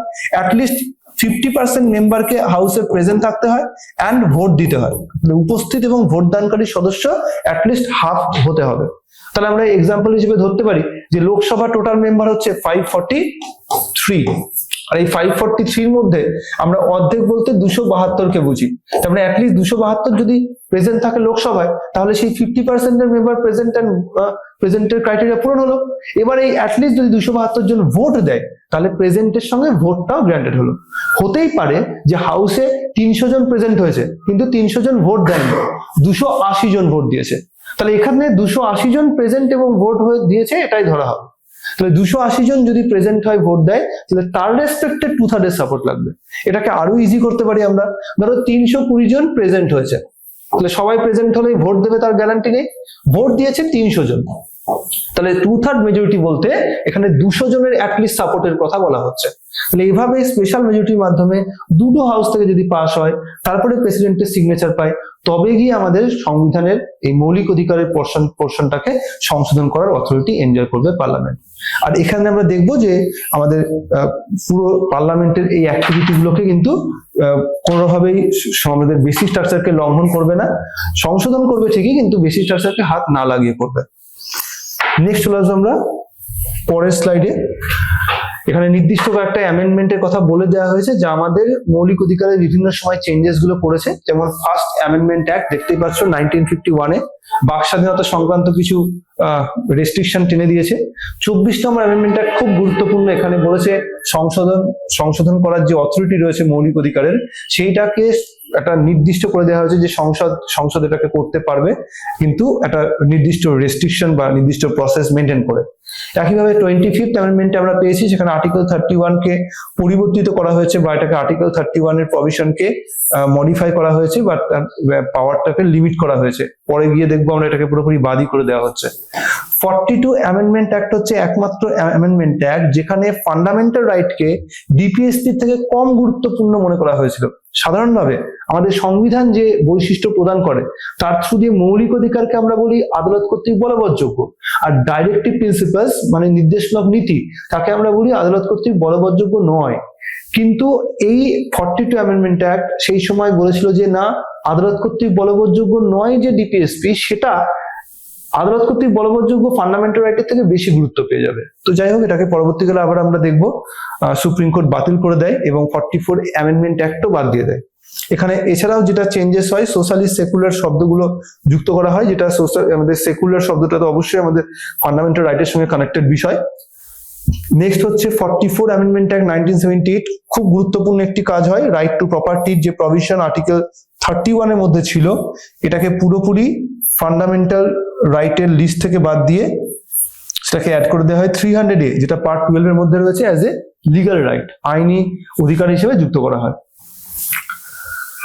নেক্সট আরো কয়েকটি মামলা রয়েছে এখানে গুরুত্বপূর্ণ সুপ্রিম কোর্টের, যেটা হচ্ছে ফান্ডামেন্টাল রাইটের সঙ্গে কানেক্টেড। প্রথমে আমরা ফোকাস করব, দেখো একদম ক্রোনোলজি ওয়াইজ দিয়ে দিয়েছি, এইভাবেই মনে রাখবে, কারণ মামলাগুলো অনেক রয়েছে তো, কারণ সবগুলো যদি মনে রাখতে হয় একটু ক্রোনোলজি ফলো করে মনে রাখবে, আর বিষয়গুলো একরকম মনে রাখবে। মানে এরকম নয় যে আমি 10টা চ্যাপ্টার করে নিলাম, তারপরে শেষে গিয়ে আমি মৌলিক অধিকার সংক্রান্ত আবার ওই কেসগুলো পড়ছি, পার্লামেন্ট সংক্রান্ত পড়ছি, এরকম না পড়ে যখন মৌলিক অধিকার পড়বে তখন মৌলিক অধিকার সংক্রান্ত কেসগুলো পড়ে নিতে হবে। যখন আমরা সিটিজেনশিপ পড়বো তখন সিটিজেনশিপ রিলেটেড কেসগুলো পড়ে নেবো। সেভাবে আলাদা আলাদা করে যখন যে টপিকটা পড়বো তার সঙ্গে কানেক্টেড কেসগুলো পড়ে নেবো, তাহলে আবার পরে ওই কেসগুলো আলাদা করে পড়ার বার্ডেন মনে হবে না কাউকে। তো সেই জন্য আমরা এখানে প্রত্যেকটা কেসগুলোকে দিয়ে দিয়েছি। 1950-তে একে গোপালন কেস, যেটা হচ্ছে স্টেট অফ মাদ্রাসের সঙ্গে হয়। ব্যক্তি স্বাধীনতাকে এখানে গুরুত্বপূর্ণ বলা হয়, ব্যক্তি স্বাধীনতার কথা এই মামলায় ডিক্লেয়ার করা হয়। শঙ্করী প্রসাদ কেস 1951, যেখানে বলা হয় সংশোধন ক্ষমতা সেখানে লিমিটেড থাকবে। Golaknath versus state of Punjab case মৌলিক অধিকার সংশোধন যোগ্য নয় বলে উল্লেখ করে, খুব গুরুত্বপূর্ণ, একমাত্র মামলা যেখানে মৌলিক অধিকারকে পার্লামেন্ট সংশোধন করতে পারবে না বলে ডিক্লেয়ার করা হয়। এরপরে 1973 কেশবানন্দ ভারতী কেস, যেখানে বেসিক স্ট্রাকচার ডক্ট্রিন ডিক্লেয়ার করা হয় এবং স্পষ্ট করে বলে দেওয়া হয় যে সংবিধানে কোনো জায়গাকে সংশোধন করা যাবে না, এরকম জায়গা থাকছে না, শুধু বেসিক স্ট্রাকচারে হাত দেবে না parliament. Indira Gandhi versus Rajnarayan case 1975 rule of law এবং জুডিশিয়াল রিভিউ সংক্রান্ত জাজমেন্ট দেয়। বলা হয় এখন থেকে কিন্তু আমাদের জুডিশিয়াল রিভিউর যে লিমিট সেটাকে টেনে দেওয়া হয়, একটা আনলিমিট ভাবে জুডিশিয়াল রিভিউর পাওয়ার এনজয় করবে না কোর্ট। মানিকা গান্ধী কেস, সেখানে বলা হয় ডিউ প্রসেস অফ ল কে ফলো করতে হবে, কোনো আইনকে যদি ইমপ্লিমেন্ট করতে হয় রিজনেবল, ফেয়ার অ্যান্ড জাস্ট, এই তিনটে চেকিং করার পরে তারপরে কি ইমপ্লিমেন্ট করতে হবে। এটা আমাদের ভারতবর্ষে তার আগে কিন্তু ফলো হতো না, এটা ইউএস এর প্যাটার্ন, আমেরিকাতে এটা ফলো করা হয়, আমাদের ভারতবর্ষে এই মানেকা গান্ধী কেসে কিন্তু এটাকে ফলো করা হয়েছিল। 1980 সালে মিনার্ভা মিল কেস, যেটা আবার ওই 1976 এর যে 42 অ্যামেন্ডমেন্ট অ্যাক্ট, আমাদের ভারতের সংবিধানের সব থেকে বড় সড়ো চেঞ্জেস, সেইটার এগেনস্টে মিনার্ভা মিল কেস একাধিক প্রভিশন তাকে কিন্তু অসাংবিধানিক বলে ঘোষণা করে, এবং সেখানে ফান্ডামেন্টাল রাইট আর ডিপিএসপির মধ্যে যে একটা ক্লাস করে দেওয়া হয়েছিল যে DPSP will get more priority than fundamental right, সেটাকে কিন্তু এখানে আবার রিস্টোর করা হয়। বলা হয় না, এরকম হয় না। সংবিধানে যেমন বলা আছে আমাদেরকে সংবিধান ফলো করে চলতে হবে। বেসিক স্ট্রাকচার ডক্ট্রিন কি? বেসিক স্ট্রাকচার ডক্ট্রিন হচ্ছে ফান্ডামেন্টাল রাইটস আর জাস্টিসেবল, আর ডিপিএসপি আর নন জাস্টিসেবল। তাহলে অবভিয়াসলি আমি জাস্টিসেবল ম্যাটারকে বেশি প্রায়োরিটি দেবো দেন দ্য নন জাস্টিসেবল ম্যাটার। তো সেটাই, সেই ভারসাম্যের কথাই বলা হয়েছে এই মিনার্ভা মিল কেসে। And then 1992 তে Mohini Jain versus state of Karnataka case, শিক্ষার অধিকারের কথা বলা হয়, শিক্ষার অধিকারের মৌলিক অধিকারের মতো স্টেটাস পাওয়া উচিত বলে জাজমেন্ট দেয়। উন্নি খ্রিস্টান কেসও তাই। উন্নি খ্রিস্টান কেস আরো এক ধাপ এগিয়ে বলে যে বাধ্যতামূলক প্রাথমিক শিক্ষা সেটা 21 নম্বর ধারার মধ্যেই ইনক্লুড হওয়া উচিত। এবং তারপরে আমরা দেখব যে অটল বিহারী বাজপেয়ীর সময়ে 2002 সালে মৌলিক অধিকার হিসেবে শিক্ষার অধিকারকে স্বীকৃতি দেওয়া হয়। এবং 2003 সালে PUCL versus Union of India case, right to information তাকে মৌলিক অধিকারের মধ্যে ইনক্লুড করা হয়। বলা হয় আর্টিকেল 21 এরই ইন্টিগ্রেটেড রাইট হচ্ছে রাইট টু ইনফরমেশন। কারণ হচ্ছে আমাদের দেখো 19 নম্বর ধারায় বাক স্বাধীনতার অধিকার দেওয়া আছে, আমরা সরকারের কোনো কাজের সমালোচনা করতে পারি, কিন্তু এই সমালোচনা তখনই আমরা করতে পারবো যখন আমার কাছে ইনফরমেশন থাকবে। Without information right to speech is basically এর কোনো ভ্যালু নেই। তাই এটাকে যদি ভ্যালুয়েবল করতে হয় তাহলে আগে আমাকে রাইট টু ইনফরমেশনের অধিকার দিতে হবে, এবং সেটাই আমরা দেখবো 21 এর থ্রু দিয়ে ইন্টারপ্রিট করে বলে দেওয়া হয়। এবং এটা নিশ্চয়ই তোমরা জানো, এর আগেও পড়েছি আমরা নাগরিকত্বের ক্লাসে, যে আমাদের সংবিধানে পার্টিকুলার সেই বিষয়গুলোরই মৌলিক অধিকার হিসেবে বিদেশিদের জন্য অ্যাপ্লিকেবল যেগুলো আমাদের সংবিধান মান্যতা দেয়। এইভাবে আমাদের আর্টিকেল 19 এর যে প্রভিশন এখন আমি বলছিলাম বাক স্বাধীনতার অধিকার, এটা কিন্তু বিদেশিদের জন্য অ্যাপ্লিকেবল হয় না। চলে আসবো নেক্সট, আমরা এই টপিকের মধ্যে বা এই ফান্ডামেন্টাল রাইটের সেকেন্ড যে পার্ট, তার মধ্যে যে বিষয়গুলো পড়লাম একবার আমরা দেখে নিই, যেগুলো খুব দরকার বা মনে রাখার প্রয়োজন। আইনের চোখে সবাই সমান, এটা আমরা ব্যতিক্রম পেয়েছি 361 নম্বর ধারায়। এখানে রাষ্ট্রপতি এবং রাজ্যপালের ক্ষেত্রে অ্যাপ্লিকেবল হয় না, তাদের ক্ষেত্রে আইনের চোখে তারা সমান নন, তাদের বিরুদ্ধে কোনো ক্রিমিনাল কেস করা যায় না, তাদেরকে কোনো কোর্ট বা কোনো ক্রাইম ব্রাঞ্চ তাদেরকে প্রশ্ন করার জন্য আহ্বান করতে পারে না, বা আমরা দেখবো যে তাদের বিরুদ্ধে সিভিল কেস করতে হলে তাদেরকে আগে থেকে নোটিশ দিয়ে ইনফর্ম করতে হয়। দ্বিতীয়ত যেটা মনে রাখতে হবে, অস্পৃশ্যতা দূরীকরণ আইন 1955 সালে তৈরি হয়েছে। 1976 সালে এই আইনটাকে কিন্তু মডিফাই করা হয়েছে, বর্তমানে এটার নাম হচ্ছে সিভিল রাইটস প্রোটেকশন অ্যাক্ট। এটা কিন্তু আবার দেখবো আমরা আমাদের যে আর্টিকেল 17 রয়েছে, অস্পৃশ্যতার বিরুদ্ধে যে অধিকার আমাদের সংবিধানে দেওয়া হয়েছে তার উপর বেস করেই তৈরি করা। এরপরে আমরা দেখবো 19 নম্বর ধারার প্রসিডিওর, যেটা আপনা আপনি বাতিল হওয়ার কথা বলা হয়েছে 358 নম্বর ধারার মধ্যে। কখন? আমি বলে দিয়েছি যে যখন জাতীয় জরুরি অবস্থা জারি হবে দুটো কারণে, ওয়ার আর এক্সটার্নাল অ্যাগ্রেশন, এই দুটো কন্ডিশনের ক্ষেত্রে একমাত্র আর্টিকেল 19টা আপনা আপনি সাসপেন্ডেবল হবে। 21 নম্বর ধারার ক্ষেত্রে, 21 এর ধারার ক্ষেত্রে আমরা দেখবো 2009 সালে শিক্ষার অধিকার আইন তৈরি করা হয়েছে। 21 এর ধারাটা তৈরি হয়েছে 2002-এ, কিন্তু এর উপর যে আইন তৈরি হয়েছে সেটা 2009-এ হয়েছে। আর এটা দিয়ে কোশ্চেন দেয় এটা কবে কার্যকরী হয়েছে, সেটাও মনে রাখবে 2010 সালে হয়েছে কার্যকরী। 20 আর 21 নম্বর ধারা এটা কোনো অবস্থাতেই বাতিল করা যায় না, কারণ এগুলো হচ্ছে মোস্ট ভ্যালুয়েবল ফান্ডামেন্টাল রাইট। 14 বছরের নিচে কোনো শিশুকে শ্রমিক হিসাবে কাজ করানো যায় না, বা কোনো রকম ডেঞ্জারাস জবে ইনভলভ করানো যায় না, যেটা আমরা আর্টিকেল 24 এর মধ্যে পাচ্ছি। ভারতের শিক্ষা এবং সামরিক পদবি ব্যতীত সমস্ত রকমের পদবি নিষিদ্ধ, আর্টিকেল 18-এ বলা আছে যে আমাদের ভারতবর্ষে সমস্ত রকমের টাইটেলসকে নিষিদ্ধ করা হচ্ছে। এবং এক্ষেত্রে আমরা দেখব যে আমাদের ভারতবর্ষে আমাদের যে ভারতরত্ন বা পদ্মশ্রীর মতো অ্যাওয়ার্ডগুলো দেওয়া হতো, ওটাকেও নিয়েও কেস হয়, সুপ্রিম কোর্টে জানিয়ে দেয় স্পষ্টভাবে যে এগুলো কোনোভাবেই আমাদের আর্টিকেল 18-কে ভায়োলেট করে না। 8 নম্বর পয়েন্ট আমাদের মনে রাখতে হবে, প্রতিটি স্বাধীনতার সঙ্গে সীমাবদ্ধতা যুক্ত থাকে, এটা আমরা বাই ডিফল্ট জানি। অধিকার মানে তার একটা লিমিটেশন থাকবে, আনলিমিটেড অধিকার কখনোই প্রযোজ্য হওয়া উচিত নয়। 9 নম্বর পয়েন্ট, ভারত একটি ধর্মনিরপেক্ষ দেশ, তা আমরা 25 নম্বর ধারায় স্পষ্টভাবে তার ইন্ডিকেশন পাই, যদি আমরা প্রস্তাবনার মধ্যেও পেয়েছি তার বিষয়ে, কিন্তু সেটা অনেক পরে গিয়ে বলেছে। এছাড়াও 25 থেকে 28 নম্বর ধারায় অলরেডি আমাদের সংবিধানে ছিল যে ধর্মীয় স্বাধীনতার অধিকার, যার মধ্যে 25 নম্বর ধারা অত্যন্ত স্পষ্টভাবে বলে দিচ্ছে যে আমাদের যে কোনো ধর্মাচরণ করার অধিকার সংবিধান দিচ্ছে। 32 নম্বর ধারাকে আম্বেদকর তিনি সংবিধানের হৃদয় এবং আত্মা বলেছেন। কেন বলেছেন আমি জাস্ট এক্ষুনি ডিসকাস করলাম। এই আর্টিকেলটাই আমাদের মৌলিক অধিকারকে প্রোটেক্ট করে, সো দ্যাটস ওয়াই এটাকে আমরা হৃদয় এবং আত্মা বলতে পারি সংবিধানের। 11 নম্বর পয়েন্ট হিসেবে আমরা বলবো ভারতের মৌলিক অধিকারের গুরুত্বপূর্ণ কিছু মামলা রয়েছে যেগুলো আমাদের মনে রাখতে হবে। যেমন অন্যতম গুরুত্বপূর্ণ মামলা হচ্ছে গোলকনাথ কেস, যেখানে একমাত্র মামলা বলেছিল যে ফান্ডামেন্টাল রাইটকে পার্লামেন্ট অ্যামেন্ড করতে পারবে না। আরেকটি গুরুত্বপূর্ণ মামলা কেশবানন্দ ভারতী মামলা 1973 সালের, যেটা আবার বলে দেয় যে আমাদের বেসিক স্ট্রাকচারকে কোনোভাবে হাত দেবে না, কিন্তু ফান্ডামেন্টাল রাইটকে চাইলে চেঞ্জ করতে পারবে, কিন্তু নেগেটিভলি নয়, পজিটিভলি কোনো রকম ইতিবাচক অর্থে চেঞ্জ করা যাবে। ঠিক যেমন আমাদের রাইট টু প্রপার্টি বাদ দেওয়া হয়েছে বা রাইট টু এডুকেশনকে যুক্ত করা হয়েছে। এবং সর্বশেষ পয়েন্ট যেটা আমাদের মনে রাখতে হবে, মৌলিক অধিকারগুলো বিশেষ সংখ্যাগরিষ্ঠতার মাধ্যমে সংশোধনযোগ্য এক্সেপ্ট দ্য বেসিক স্ট্রাকচার ছাড়া। সো এই আমাদের আজকের টোটাল পর্ব 2 এর ডিসকাশন ফান্ডামেন্টাল রাইটের। আশা করছি তোমরা সবটাই খুব ভালো করে বুঝতে পারলে। এরকম করে প্রত্যেকটা টপিক ডিসকাশন করব আমরা, এবং ডিসকাশনের সময় কি ধরনের প্রশ্ন দিতে পারে তার সম্পর্কে আমরা জানবো। নেক্সট ক্লাসে আবার চলে আসছে আমরা নেক্সট টপিক নিয়ে, সঙ্গে থাকো। চলো।